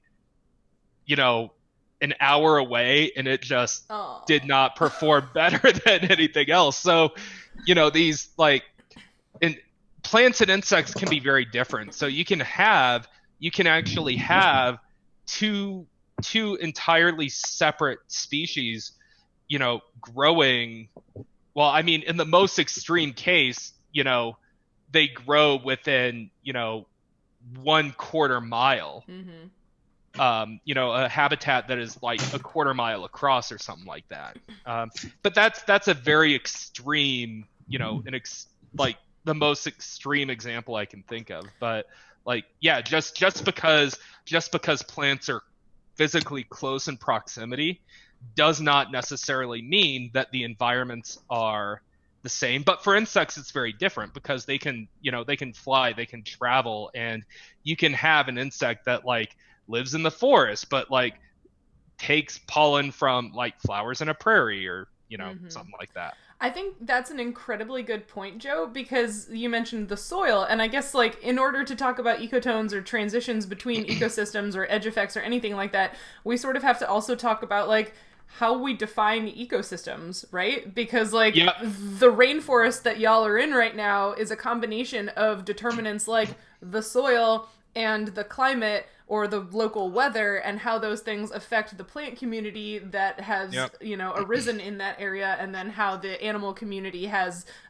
assembled because of that plant community and those other conditions. So that's another reason for this transition zone, is because you are leaving an area of like hyper moist weather and also changes in the soil composition as you move farther north and farther east across this continent. The soil is changing, the weather's changing. Fletcher noticed this when you were crossing the river. There's a mountain range to your north, and so you're like the weather is changing as you move across this continent because those mountains and the topography of the landscape will change how the weather patterns move across the continent as well. So everything is changing. Yeah. And now that you think about it, Wyoming, like the entire state, is actually just one big ecotone because we have the Rocky Mountains in the west of the state, and then as you actually drive, so I live in, my parents are in Iowa, so I drive to Iowa a few times a year, and as you're actually driving, you can just literally watch the environment change over, the course of about 100 miles or so. Yeah. If we're going to talk about our states, I got to talk about Maryland as an ecotone because like, what Ryan said about like, that like there's in the area of overlap, like neither of the species of orchid does like as well as it does in its native range, but like if they can do all right. Maryland is the perfect example of that because it like in a north-south gradient, you can grow every crop that you can grow on the East Coast, you can grow in Maryland. But like like really temperature sensitive crops like okra and eggplant where they do really well in the South, you can grow those in Maryland, but you can't grow those as well as you can further south. Yeah. And then things like apples, like we can grow apples in Maryland. We grow great apples in Maryland, but we can't grow them as easily as they do in New York State. And so, and the same thing applies to all of our pests and diseases. We're southern enough that we have all the southern pests coming up from the south, migrating up from the south every year, and we're northern enough that we have the northern pests and the problems with cold springs and wet springs and things like that every year too. So it's That's like we hilarious. can do everything in Maryland, but we just can't do anything better than anybody else. I'm sure that So makes your job as an extension agent very interesting. Yeah, it does. That's also sort of, you're looking for the same kind of weather that the northern parts of New England have to deal with, but then also still well in the tropical zone for tropical storms. Yeah. It's we get everything. We get everything. Yeah, It's like you can grow peaches in Maryland 2 out of every 3 years. Yeah. If you don't get a late frost. I think talking about ecotones is really fun in a fantasy setting because I think anybody who is into fantasy, every fantasy novel you've ever read has had a map in the front of it, right? And every single one of those maps has like a very clearly defined, like forest goes here, plains here, desert here. It's like those ecotones are never on. Oh snap! So that's the map of screen Arda. cap that. Yeah, right. We know you put in ecotone, Sheryl. Right, yeah. Every other fantasy author did not. They would put deserts right next to like tropical forests. But Tolkien I didn't also understand ecotones. Well, I also hate the thing in like fantasy novels that like everybody sort of I noticed this with like Game of Thrones that like everybody sort of arranges their world and their ecosystems like the same way. And like, even the peoples that live in each of the ecosystems, like they're all sort of similar, and like that really bothers me. And like I guess the thing that I'm like hating about that, but then also like, yeah, my game is kind of similar to that because like D&D is kind of similar to that, and like the like it's a role-playing game, so like there are going to be stereotypes or like oversimplifications in order to make the game work, and a lot of the like monsters or wildlife or like races of people that I've populated this world with, their environment is part of their character description, right? So like, yeah, some of them are going to be similar, but I definitely thought a lot about stuff like that when I was making this map. And so like, here's the mountain range that y'all are coming up on, and there's a rain shadow, right? Like here's the desert, right? So like I definitely did think quite a bit about ecosystems. Everybody make a note, there's a desert. I put every ecosystem I could think of on this continent, which makes sense because it's the nature god's continent, right? So you have, there are islands and swamps and every different kind of forest, and there's tundra and there's desert and there's, it's got everything, right? But yeah, there are also ecotones between all of them because that's how the real world works. Yeah. World works. I was wondering about a rain shadow, when I learned about the mountains. Yeah, there definitely is one. You Fletcher doesn't know that yet, but now you do. I kind of assumed there was gonna be one because living in that exact environment right now. Yeah. So no, it's okay. Since we talked about our states, I feel like I just have to talk about Ecuador. Yes, of course you do. So one thing that's really interesting is from the outside of Quito, which is highest point that you might actually want to walk around is 14,000 feet above sea level. So it's like dry forest to prairie to like caramels. It's like the short, scrubby, grassy stuff. And you come down the mountain, and then there's actually like cactus and kind of like Spanish moss trees. Looks very much like Arizona. And then in 45 minutes, you're in the cloud forest, like you're in the rainforest. and it just happens like that because you're coming down the mountain. And we don't have a rain shadow effect because we have the trade winds coming from the east of the Amazon, and we have the Humboldt current on the west pushing right up that way. So we've got jungle everywhere. No rain shadow effect for us. Well, Fuck it, Arda. hold that thought, because we'll talk about rain shadows when we get to the rain shadow. Excellent. Excellent.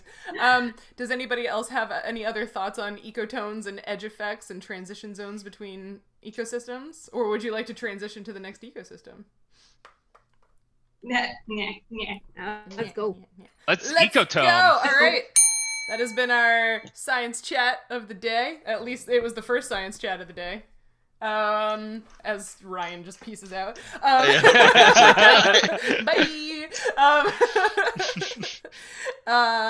So yeah, that's ecosystems and ecotones.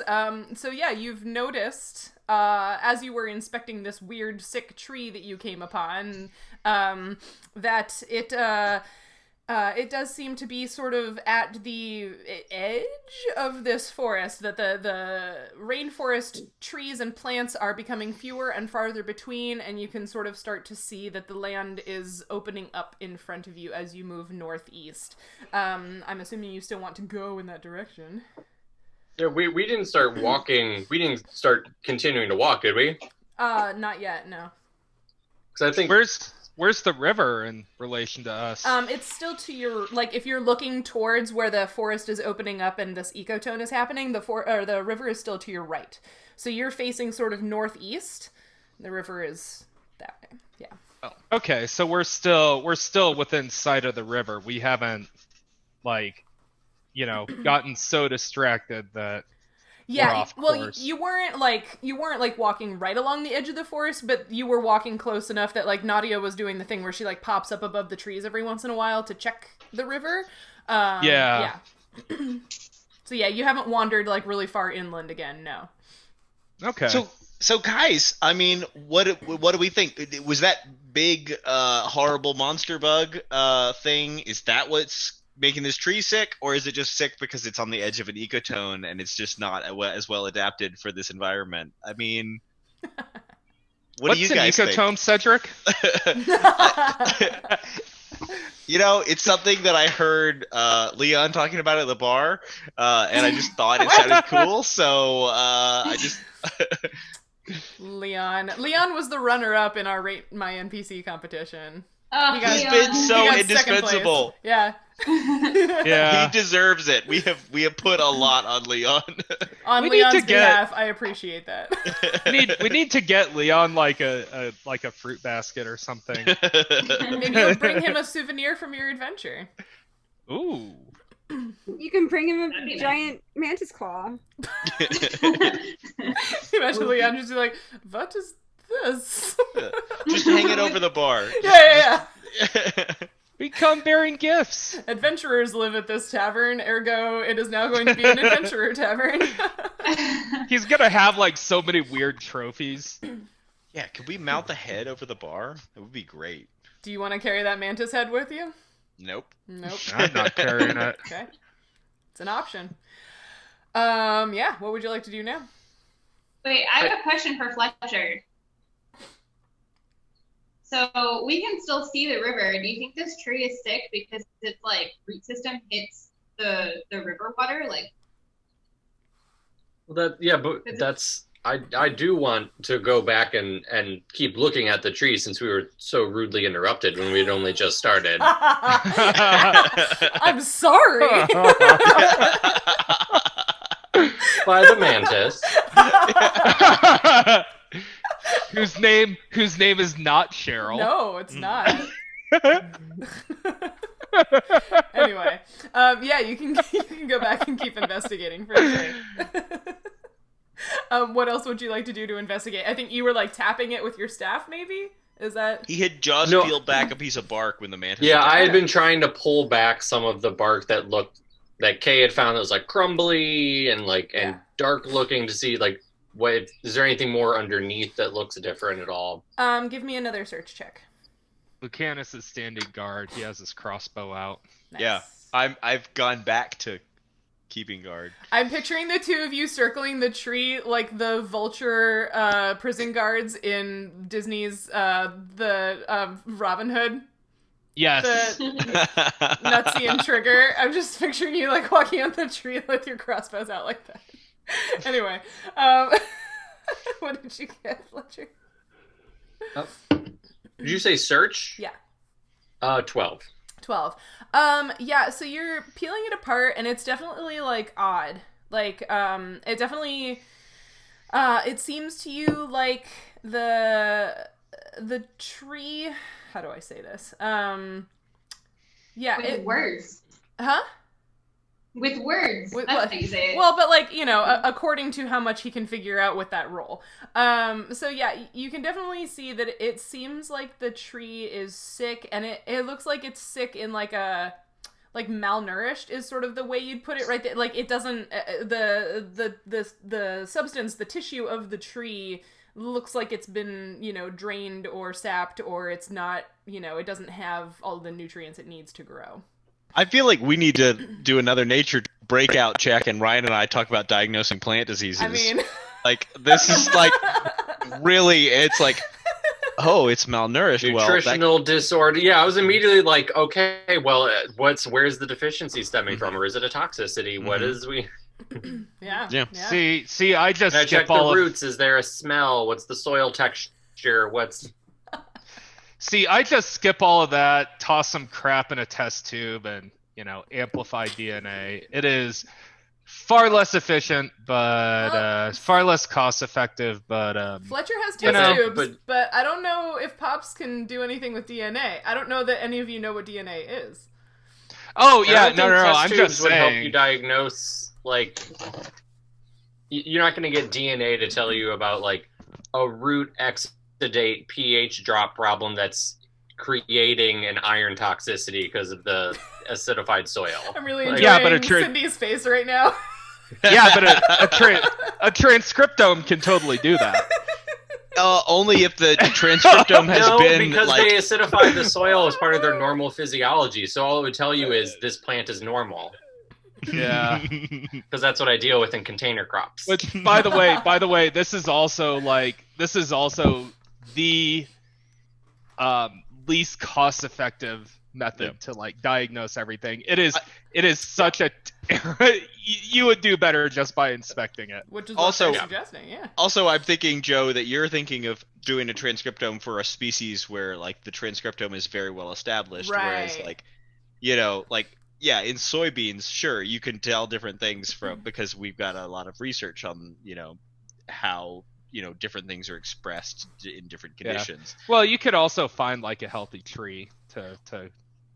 Right, we gotta totally sequence the entire transcriptome for all of the plants tree. In this, for all of the plants in this brand new, previously unexplored rainforest. Yeah, right, because isn't that essentially your entire PhD is doing those two things? You know what? That's another talk. We've already spent time on a really, really stupid joke that I was making. What was that about? 20 episodes and only the level 2. It's our fault. It's because all we do is talk science and shop. I mean, yeah. Right? Like, well, I took you away from the city so you couldn't shop, so here we are. So here we are, wasting time anyway. Joke's on you, Sheryl. Every party is doing a bunch something. of biologists out in the woods. Yeah. That's not going to make them I mean, more yeah, have you productive. ever gone on a hike with someone like us? You stop every 3 feet to look at something. Oh, my family complains about it so much. We have a word for that. It's the entomologist speed, because there's like the local speed here, which is like climbing up a vertical slope in like 10 minutes. And then there's like tourist speed, which is like normally like 2 hours. And then there's entomologist speed, which is all day. Yeah. And all the guides here are like, what the hell is wrong with you? Just walk. We're like, no, but there's so many things to explain. Yeah. Look at all the things. Yep. Yeah, I used to go hiking with a biologist and herpetologist, and it was like the three of us could probably starve to death 50 feet from a parking lot. You know, it's like it's 3 hours and we could still see our car. That is not an exaggeration in any way, shape, or form whatsoever. No, fun walks with my grandfather. Huh? Yeah, my mom's a retired science teacher, and I still, when I go on hikes with her, anytime I see something I don't recognize, I stop and go, "What's that?" And I think it makes her a little bit crazy, but yeah. Fun walks with my grandfather growing up was him quizzing me. Like, he taught me how to identify trees, and Nice. we're hardcore. Trees don't have leaves on them all year round, so he was like, Sheryl, this is how you're going to learn to identify trees, by the bark only, right? And then we would just be walking, Yep. and he'd stop, like, every 10 yards and be like, what's that tree? What's that tree? And I'm like, I'm on the spot. Yeah. My parents went to grad school at Cornell, and so mom ended up taking, I forget what the class was, but it was something that involved going outside and identifying trees in winter. Yeah. Well, So my she's real good advisor. at identifying bark. So it's funny you guys are saying this because my advisor is a weed scientist. So like even just walking with them around campus is just like that. Mm-hmm. Because like it's all of that, only like with a group of plants that aren't supposed to be there, and it's like, oh, is that new? It's like, no, it's not. Let's move. So, Ryan and Peter are very excited about trying to diagnose this tree, but how much tree diagnostic skill or experience do Fletcher and Cedric have? Well, Cedric doesn't know what a vegetable is, so Right, That is so, true. yeah.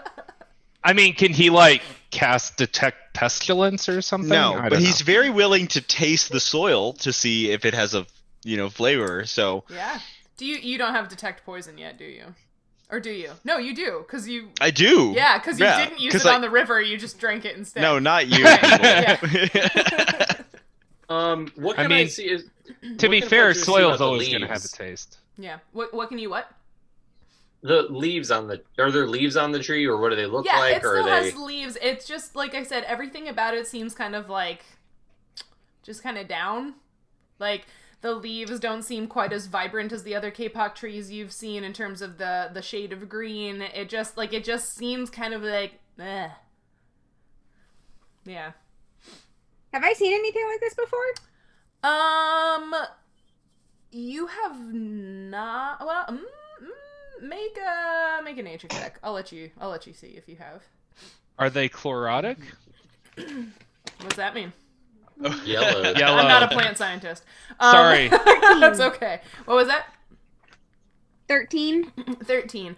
I mean, there have been, like, sick or dying trees in the forest. Like, that's a thing. But, like, you don't necessarily know what causes that, / there are lots of different things that can cause a tree to die, right? It can be poisoned, it can be girdled, it can have some sort of pest living in it or attacking it, it can be, but lots Virus. Huh? Yeah, there can be lots of different things that go wrong with a tree in order to cause it to look kind of like this. Yeah. Are the leaves So yellow? it's not And like is an the odd kind of decay. yeah? No, it's not. Are It's the not like leaves- it's like abnormal or that you would expect that it was a non-natural source. Yeah.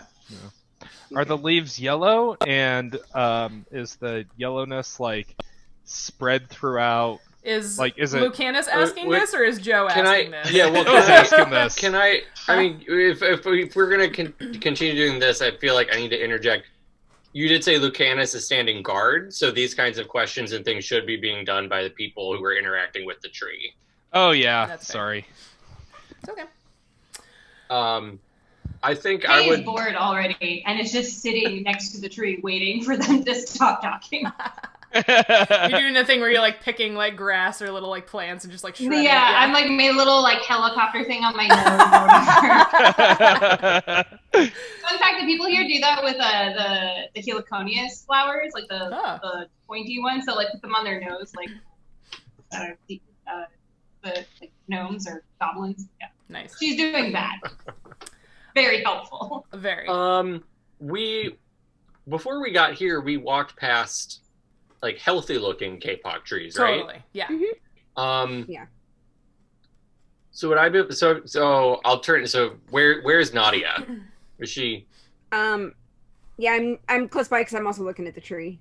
okay? I'm gonna ask Nautia, would you if you feel well enough, would you be able to fly up and just grab a really good looking leaf off of a different tree? Yeah, are there any nearby? Yeah. Yeah. You can definitely find one that So- looks not sick somewhere else. Yeah. Yeah. So I'll go do that, and on the way back, I actually want to just sort of circle around more like the top part of the tree and just see if I see anything up there that looks out of place. Sure. Yeah.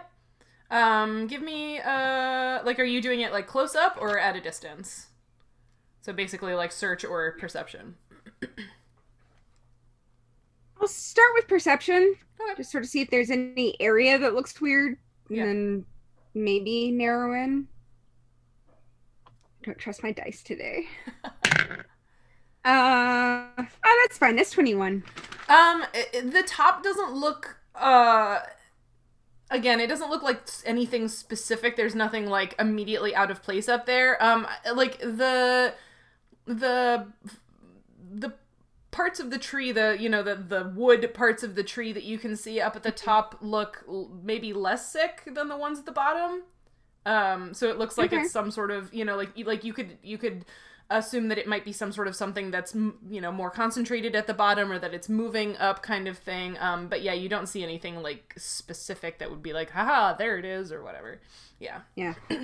Then I'll, in addition to grabbing the healthy leaf from another tree, I'll also grab one of the healthier looking leaves from up high and bring both down. Sure. So this is from a good tree, and then this is from the top. It doesn't look as bad as the bottom. I take them both, and I say, well, I'm gonna see just maybe if there is a connection, like Kay pointed out. And I'm gonna take the healthier looking leaf, Mhm. and I still have a vial of the water we collected that had the sheen on the top of it, Right. that Pops identified. Yeah.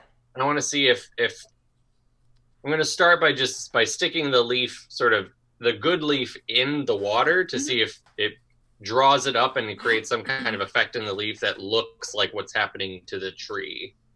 Okay. Yeah, so you stick the good leaf in the vial. I Yeah. mean, as well as everyone probably that like the capillary action for it to soak up that water is going to take a little while, so it's not Yeah. something that you're going to see like an immediate effect. This is going to take 10, 20, 30 minutes at least. Yeah. Yeah. Anything else? Was there anything else we could tell about the bark besides just appearance? Like, did it smell? Did it? Not especially. You should lick it. I know. I don't know if Fletcher would think of it, but I really want Cedric to taste the tree and the To dirt, lick it. because he tasted the water, so he would know if there's a similarity. I mean, to be fair, taste really is just nature's GCMS. It is, and like I mean, we were really joking about it, but like soil scientists, like when you are Yeah. trying to tell different Yeah. things about soil, They like taste taste soil. is Or absolutely one of the geologists things also that you do it with rocks. Geologists Yeah, all the lick time. rocks and eat So- soil. I don't know if you guys are familiar with the name Kobe Shaw, but he is like the world's foremost cockroach biologist, and he made a GCMS machine is something that can detect chemicals, and he actually made a GCMS machine out of like aquarium pumps, and he used a cockroach antenna as a sensor, and he actually used that system to isolate cockroach pheromones. So, I mean, taste and smell they're really some of the most sensitive ways that we can use to detect chemicals. That's why we have like dogs that can sniff out cancer and bed bugs and stuff like that. Mm-hmm. Fletcher, are we gonna be here much longer? Do you need help or something? I mean, if we can carry on, I guess, and we'll see what happens with this experiment as we go. But Eat the dirt. because I don't know how Cedric. long it will really take. Eat the dirt? Why would I eat the dirt? I don't know. Why would you Tasted drink the water. Well, the water was clearly poisoned. Well, the dirt Well, what if might this- be clearly what if this is poisoned. poison? The tree is clearly poisoned, Cedric. This logic is astounding. Well, I can actually detect poison.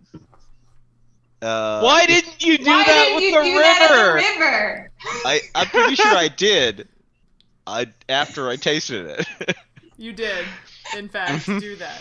Yes. Why would you need to detect poison after, you know what, Lucanus just goes back to, like, pacing around. Yeah, you go back to stabbing things, Lucanus. Leave the sciencing to me. Yeah, That's also fine. a t-shirt now. I mean, to be fair, to get samples of these animals, someone needs to beat the crap out of them. And judging by how you handled the mantis back there, it's obviously not going to be you. All right. Well, that didn't come out. Anymore. That didn't come out as affectionately as I meant to, and I apologize for that. No. It's fine. It's just now canon that we're having a fight. I thought you were already having a fight. Yeah. Cedric is gonna, like, pointedly ignoring Lucanus, walk over to Fletcher, making eye contact with Fletcher, reach down, grab a handful of soil, and, like, stick it on his tongue, and while also casting detect poison. Okay. I like the Can eye you- contact. Why are you staring at me? Is this Just like possible? I'm giving you a Lucanus look. Like, I thought you were shit. doing like a sultry looking dirt look, and I was Oh, like, no. where's this going? See, I thought No. it was more of a spiteful lick. No, Peter, can you demonstrate on screen No, exactly what no. Cedric is doing? no one wants that. I mean, No more gifts. Yeah. Um, So, so, remind me how detect poison works. you determine whether a creature, object, or area has been poisoned. Okay. You can determine the exact type of poison with a DC 20 Wisdom check. All right. It is not poisoned. Okay. Yeah. Red. just sick. I throw it on the ground and I'm like, it's not poison. Oh, what does it taste like? Dirt? Okay. Tastes like dirt. I mean, Very yeah, wet dirt. Because it's the that rainforest. checks out. All right. It's it's a pin silt loam with Yeah. Okay. yeah. Um, It's yeah. Let's but, just dedicate an entire episode to how to use a soil chart. no. no. Yeah, I don't know what actual soil types they have in the rainforest, but it's a standard soil type for the rainforest, which I assume Cedric can tell because he grew up underground and soil.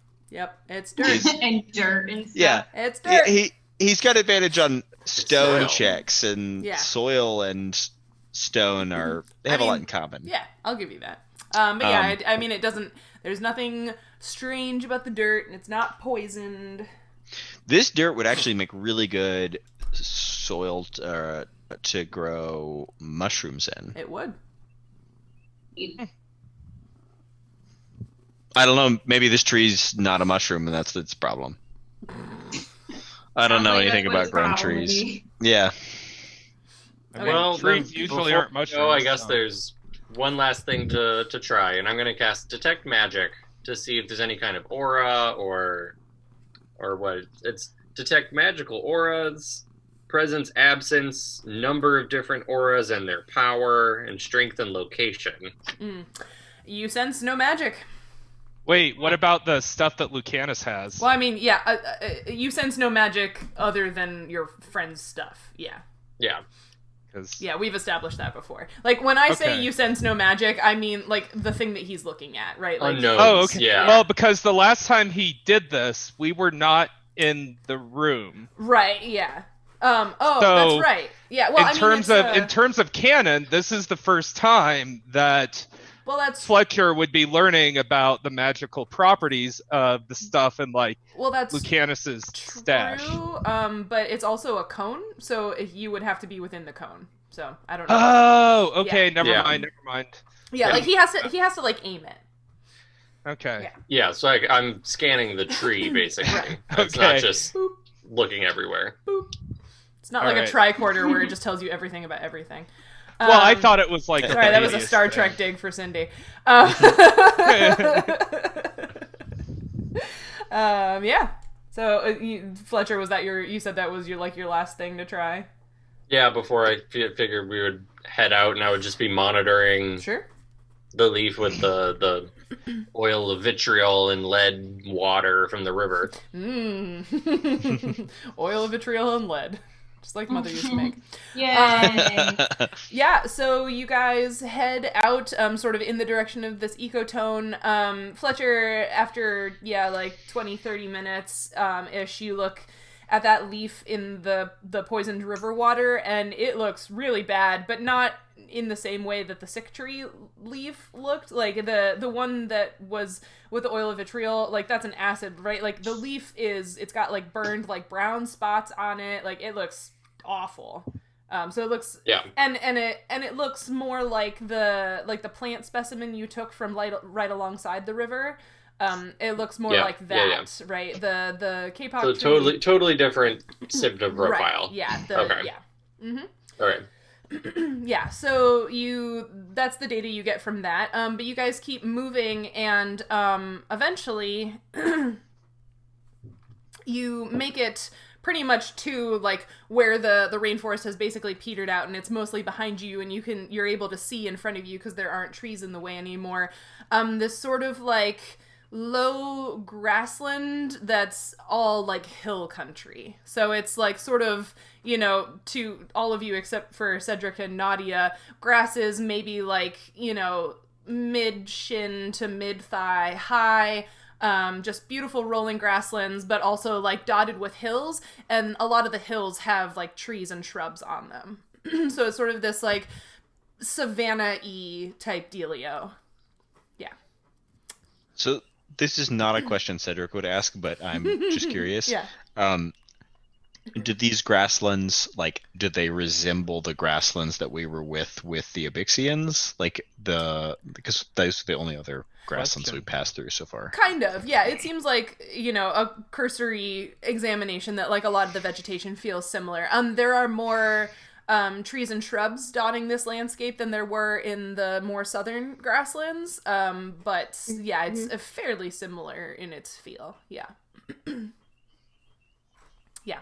And can you give me all another perception check as you sort of like look out over the expanse of this landscape?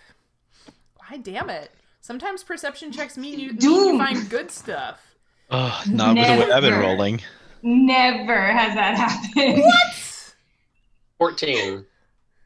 19. 11. 9. Oh, hold on. I'm not prepared. 16. Okay, yeah, so you're all sort of looking out at this this grassland, and Nautia, maybe it's because you're hovering again, but you notice there's a hill not too far away from you that looks like it's got like an eroded or otherwise exposed side. So there's a patch on it where there isn't grass or other vegetation, so you can see like bare soil and rock on the face of this hill, whereas like most of what else you see around you is covered in vegetation. And that's so like it's probably out of their view from like their angle, but I can see it from up higher. You've got a little bit of range on your vision because you're up a little higher. Yeah. There's a hill up there. That's not right. It's not right. It's bare. Because does it look like sort of like just part of it has been cut out basically?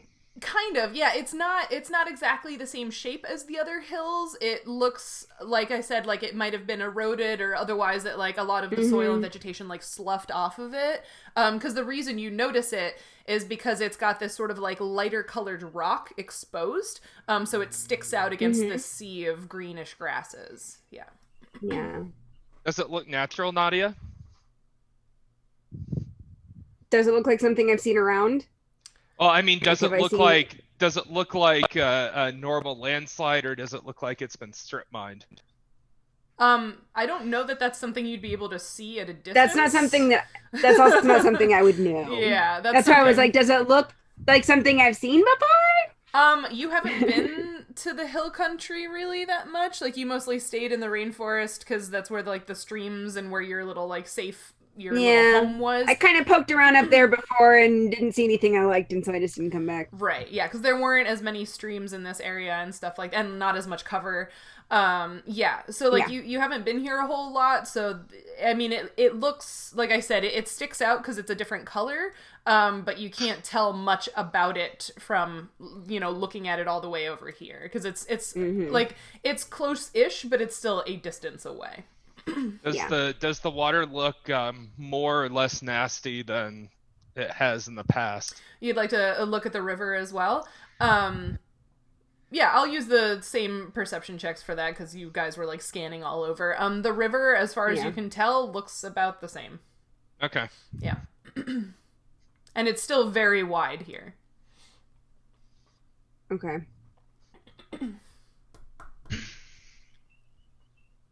Let's go get a closer look. How far away did that look? Oh, it's probably a quarter mile, half mile away. Yeah. Okay. Yeah. The whole time we were walking there, Cedric is kind of mansplaining to Nautia about how erosion can cause mudslides, which expose rocks beneath. And amazing. It's like that one meme with the guy. Normal. It's like the one meme with the guy in the nightclub with that girl who's obviously not having any of that. Mm-hmm. Yeah. Naughty kind of is smiling and nodding because she actually has been around here for a very long time and already knows all these things. Also, she's from the plane of water and would probably know a bit about mudslides and erosion, right? Mm-hmm. Although she hasn't been up to the hill country, so... Yeah. Neither has Cedric. That's true. He did come from hill country, though, although, technically under... Very different hill country. Yeah. We do, to be fair, we do know a lot about mudslides and erosion underground. There's underground rivers, Yeah. Mm-hmm. But are there cave fifth cousin? Are there what? Are there cave octopuses? We haven't established that. I don't want to intrude on your canon, Sheryl. Oh, come on, we were about to get another cousin story. I know. I'm so sorry. I interrupted a cousin story for my own joke. I'm so sorry. Well, my cousin was a cave octopus, so I don't know. Yeah. My cousin was actually killed by a cave octopus. Yeah. Technically more of a cave squid. Mm-hmm. Yeah, cave cuttlefish. Who knows? Yeah. Anyway. So Cedric dwarf-splains his way as you all make it across the grasslands to this weird hillside. Now that you're up on the hillside, you all can do search checks. Anybody who would like to investigate this sort of bare exposed rock soil area can do a search check.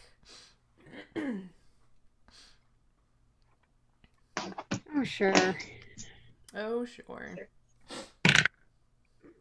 Let's see. 8. I got 21. Nice. 12. I also got a 12. 17. Okay. So...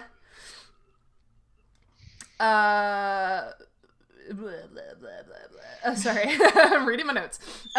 Nautia, Lucanus, and Cedric, you find a bunch of interesting pebbles and bits of stone that have sparkles in them, little sparkly bits, and some that are sort of gold in color, which is kind of exciting. Ooh, pretty. Shiny thing. Fletcher, you find a rather large ovoid, oval-shaped stone with a very distinct rough texture on the outside. It looks different. I can't hear you. But it looks different than the other stones, this texture on the outside. And then Kay, you find some chips of slate with tiny fossil shells in them. Oh, that's exciting. And also, you're not quite sure what it is, but you find this rock that's a very odd shape that you might want to show the rest of your friends, because you're not really sure what it is, but like, again, it's distinctly different than like the majority of the rocks here on the side of the hill. Hey, Cedric, Rock Boy, stop talking about water and stuff. What is this? So she shows you, and it's this sort of like, yeah, it's an oddly shaped rock. I want you to, let's see here. Do you have knowledge nature or knowledge history? I have knowledge history. You have knowledge history. Would you roll that for me, please? Sure. That's just my proficiency bonus plus my intelligence We modifier. don't have proficiency bonuses. Oh, right. So it's just that I can roll it. Just my intelligence modifier. Oh, are you trained in it, but you didn't put any, or Yeah, I don't have any points in it. Then you can't. Oh. You have to actually interesting. put points in things you're trained in order to use Oh, that's yeah. annoying.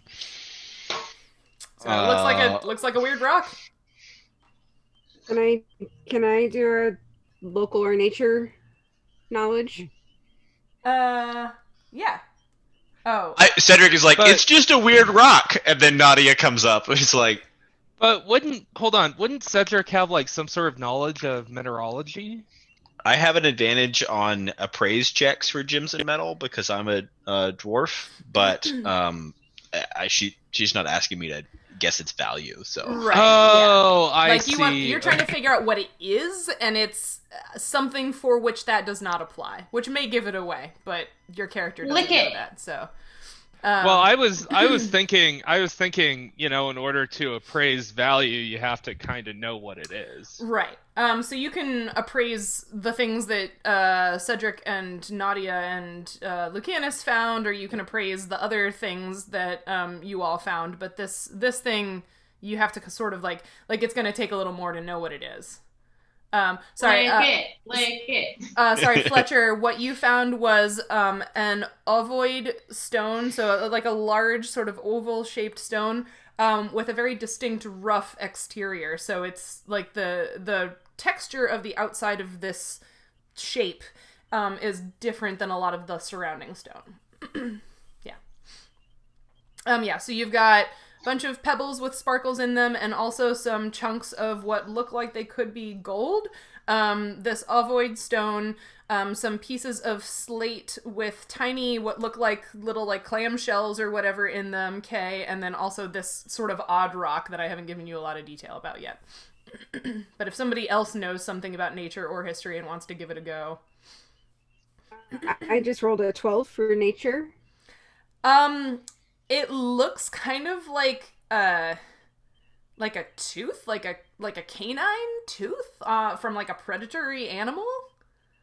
It's got that kind of like, it's round and it's kind of slightly curved and it kind of tapers to a point at the end, but like it's a rock.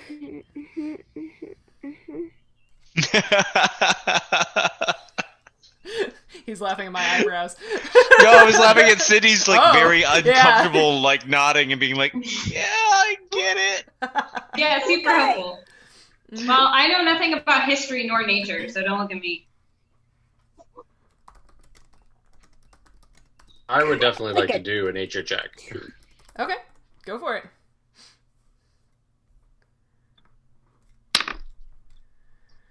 Only an 8. I mean, when Nautia, I'm assuming you say something about it looking like a predator tooth. Yeah. Yeah. Like, I Well, mean, It looks like a tooth. yeah, you confirm. I would have been, I think, looking at my item. Okay. Your item. Was that what that nature check was for, or? Yeah. Okay. It looks really odd, but you're not really sure what it might be. It's a really strange rock. Okay.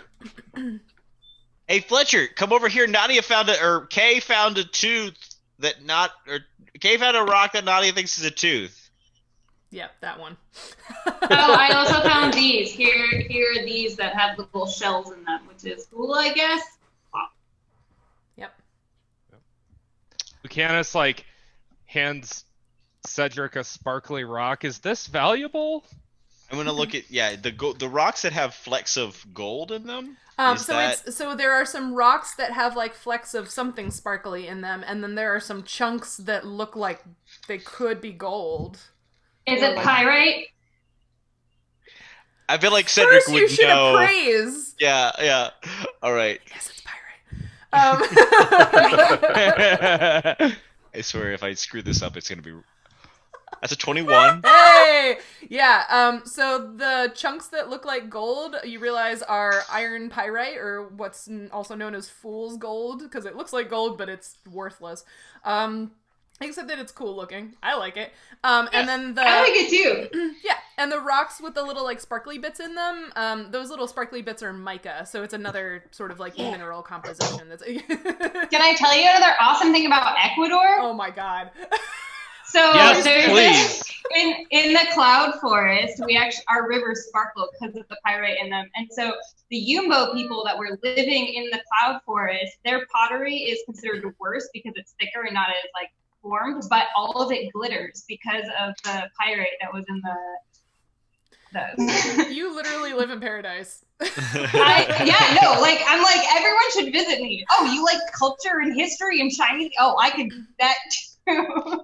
Shiny bugs, shiny You sold me on river. it like on day one. Totally. Yeah. I messaged her the other day and was like, so my original spring vacation to Yellowstone got canceled. How much can I come to Ecuador? Well, right now, no. Right, but like later. Eventually. Eventually. Anyway, yeah, so you find some mica and some pyrite. Are you trying to appraise any of the other items? Nah, I don't know what those weird shaped rocks are. Not even the oval, the oval shaped one, or the ones with the shells. Or the Fletcher hasn't shown me the oval shaped one yet.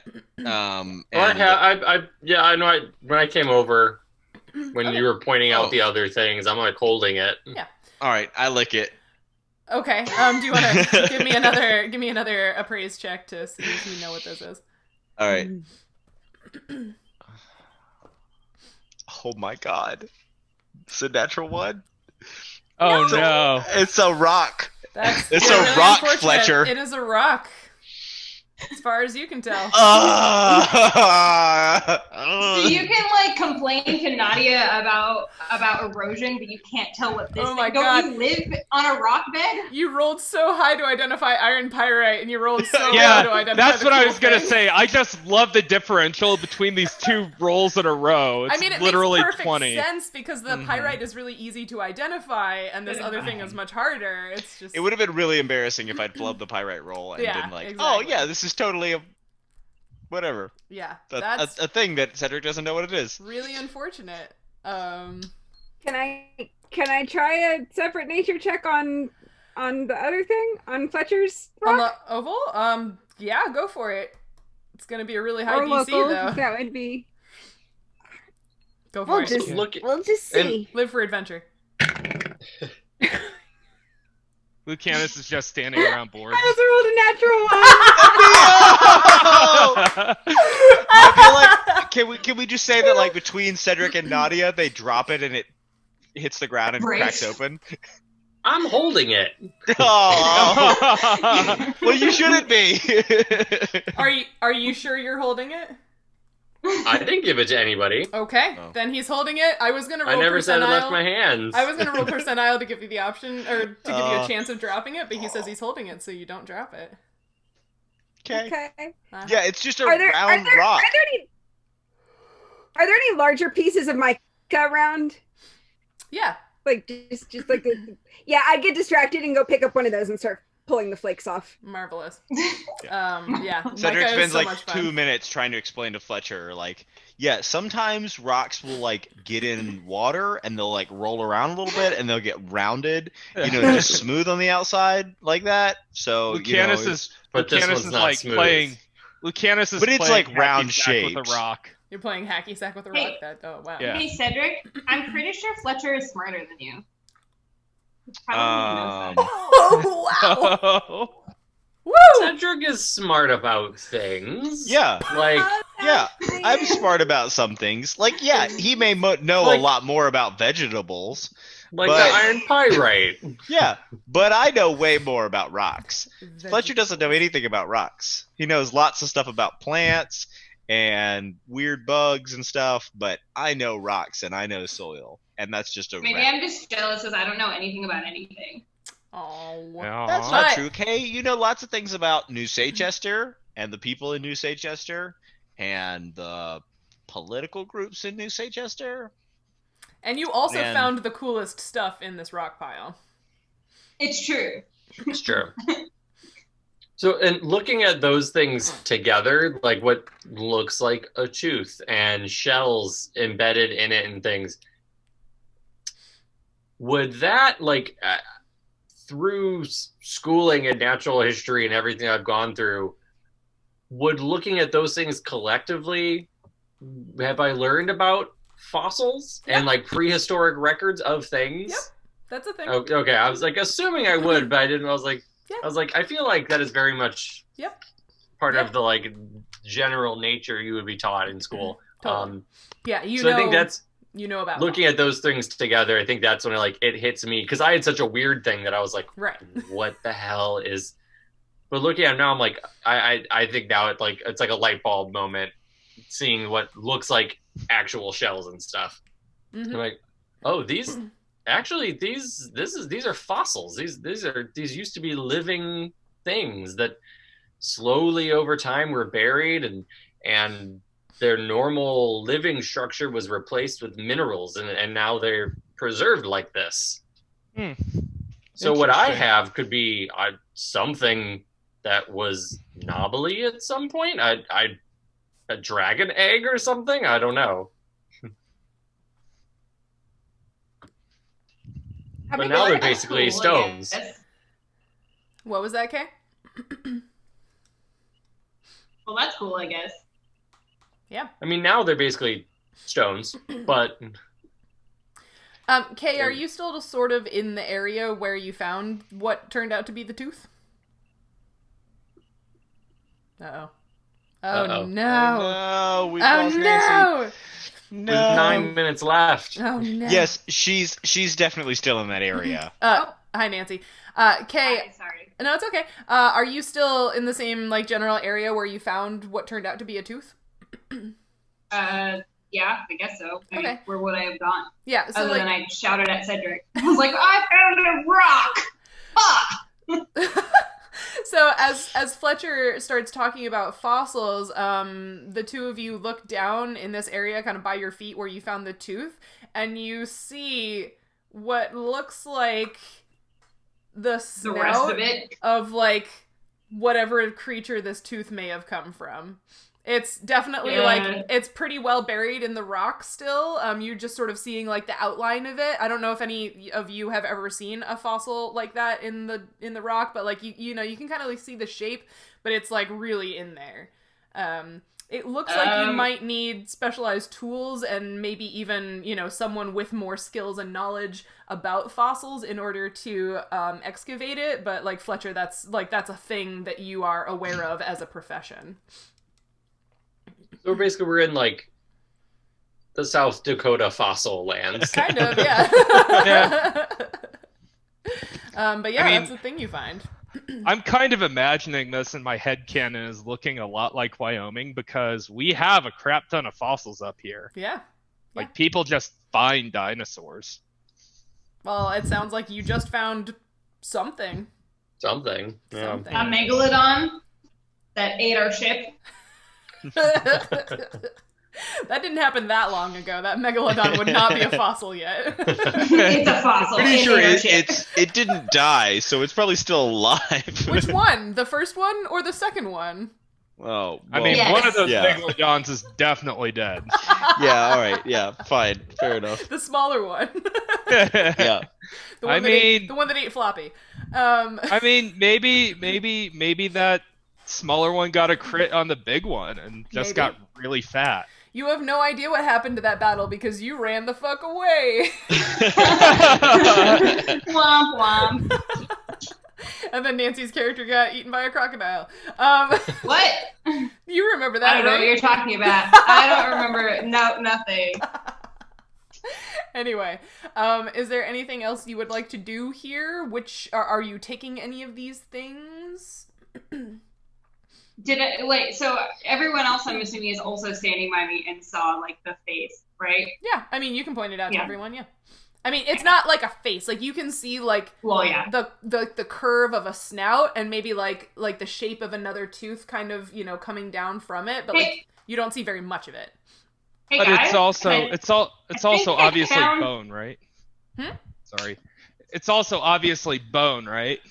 Oh well, it's obviously a fossil bone. But Oh yeah, yeah, like stone. I meant Yeah, stone, not yeah. bone. Yeah, you know what I meant. Sorry, Kay. What were you gonna say? I think I found the rest of it. Maybe. Can I I know just someone wants- skeleton. Yeah. Can I just fly up a little bit to sort of get a broader perspective and see, like, can I see any more of it? Is that sort of Any more the place of where the what? land is cleared out? Just, I guess what I'm mostly curious about is just, can I see sort of the full extent of where the ground has slid away? And just, like, can I see any more of the creature exposed? And then also... Oh, okay. You don't see, like, as you fly up and, like, look around, you don't see any more, like, exposed rock areas. I mean, this is a fairly large hill, but, like, you don't see any other exposed rock areas around here, no. Okay. Yeah. And then does this look like it was just sort of natural erosion? You haven't seen any, like, tool marks or, like, anything else that would make you think someone had dug here. It's kind of hard to tell, because, like, you can look at the texture of the soil in the exposed areas. Like, it looks like this has been this way for a while. Okay. So, like, yeah, it's not super clear what might have happened to expose this rock, but, yeah. All right. Well, this whole area may just be filled with these, and we just happen to find them because this hill collapsed. So there could be. Do you think that the people that are blackmailing us would be interested in this? I mean, that could be like old dead skeleton thing might be valuable and might be worth more than parrots, right? Which these seem a lot easier to get. They're not going to go anywhere. It's true. It hasn't tried to kill us yet. Yeah, And I mean, that- we can try to take back things that are particularly interesting. If it's something that seems like it may be a little more uncommon, like things that were once animals or something, I mean, don't believe people put the deer iron head- pyrite would be interesting to anybody. Either, even then, even if they don't find it interesting, the adventurers people would definitely pay for something like this. Yeah, Casper would probably be interested in something like this, right? Casper equals Blathers. Well, this sort of thing, I mean, we can take back a few small things, but I think this would be more of a bigger operation for the Adventurers Guild or even the university to set up a site here and really unearth these things and find out what's going on here. We should mark it on a map. We don't have a map. We don't have a map. Fletcher, have you made a map? We know it's Yeah, make a map, upriver. Fletcher. Why would I be the one making a map? You're You're good at always everything. writing things in that little book of yours. I mean, Yeah, my and job you're like really smart and stuff. is just to kill things, so I'm not gonna make the map. Wow. Do you have a spell that's like create map? No, No. But Okay. you do have that fun wand that takes pictures for you. I do, but I don't get a lot of uses. So True story. Do we camp here for the night? Yeah, what time? I was wondering what time it was. Yeah, that's a great question. It is getting on towards dusk. Like I said, a lot of the hills around here, including this one, because you're on kind of like the slope of this hill right now, but this hill up at the top, there's sort of like a ring or like a little bit of a protected area made by like trees and shrubs and stuff. So there are some like good camping areas in the vicinity. Yeah.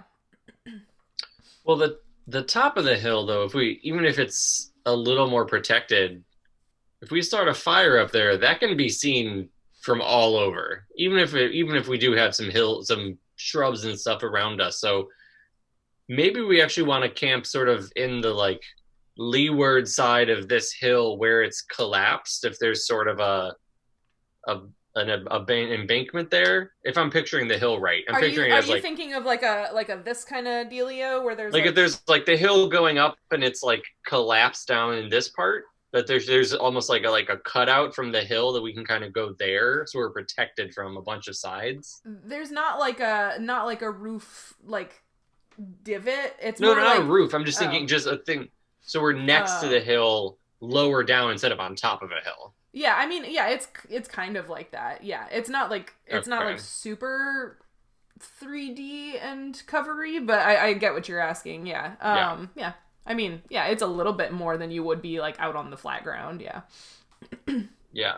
I just feel like being at the top of a hill is like announcing like, hey, we're up here. We can't guarantee that we are completely like hidden.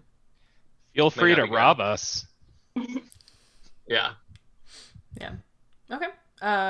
Yeah, so is the sort of like sloughed out area where you'd like to camp?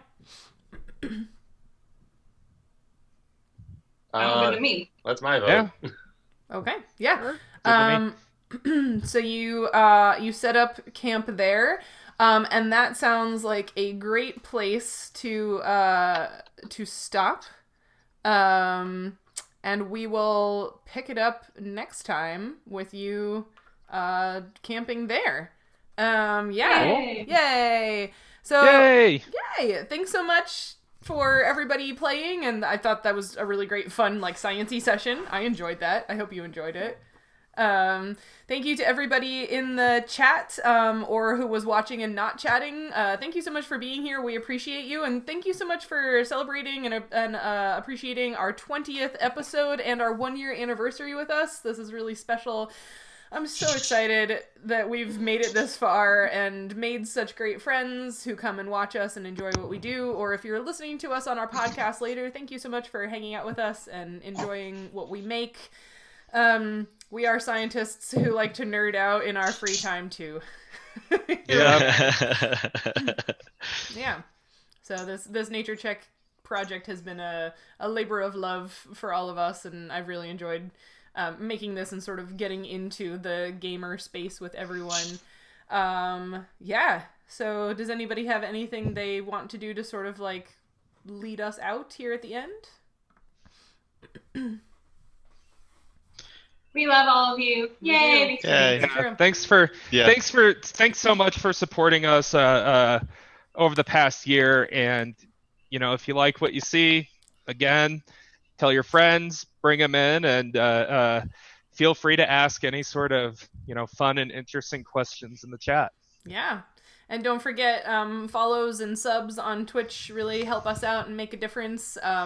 We appreciate all of that as well. Because, like, eventually it would be really cool if we had a big enough following to, like, go to some cons or something. That would be fun. Yeah.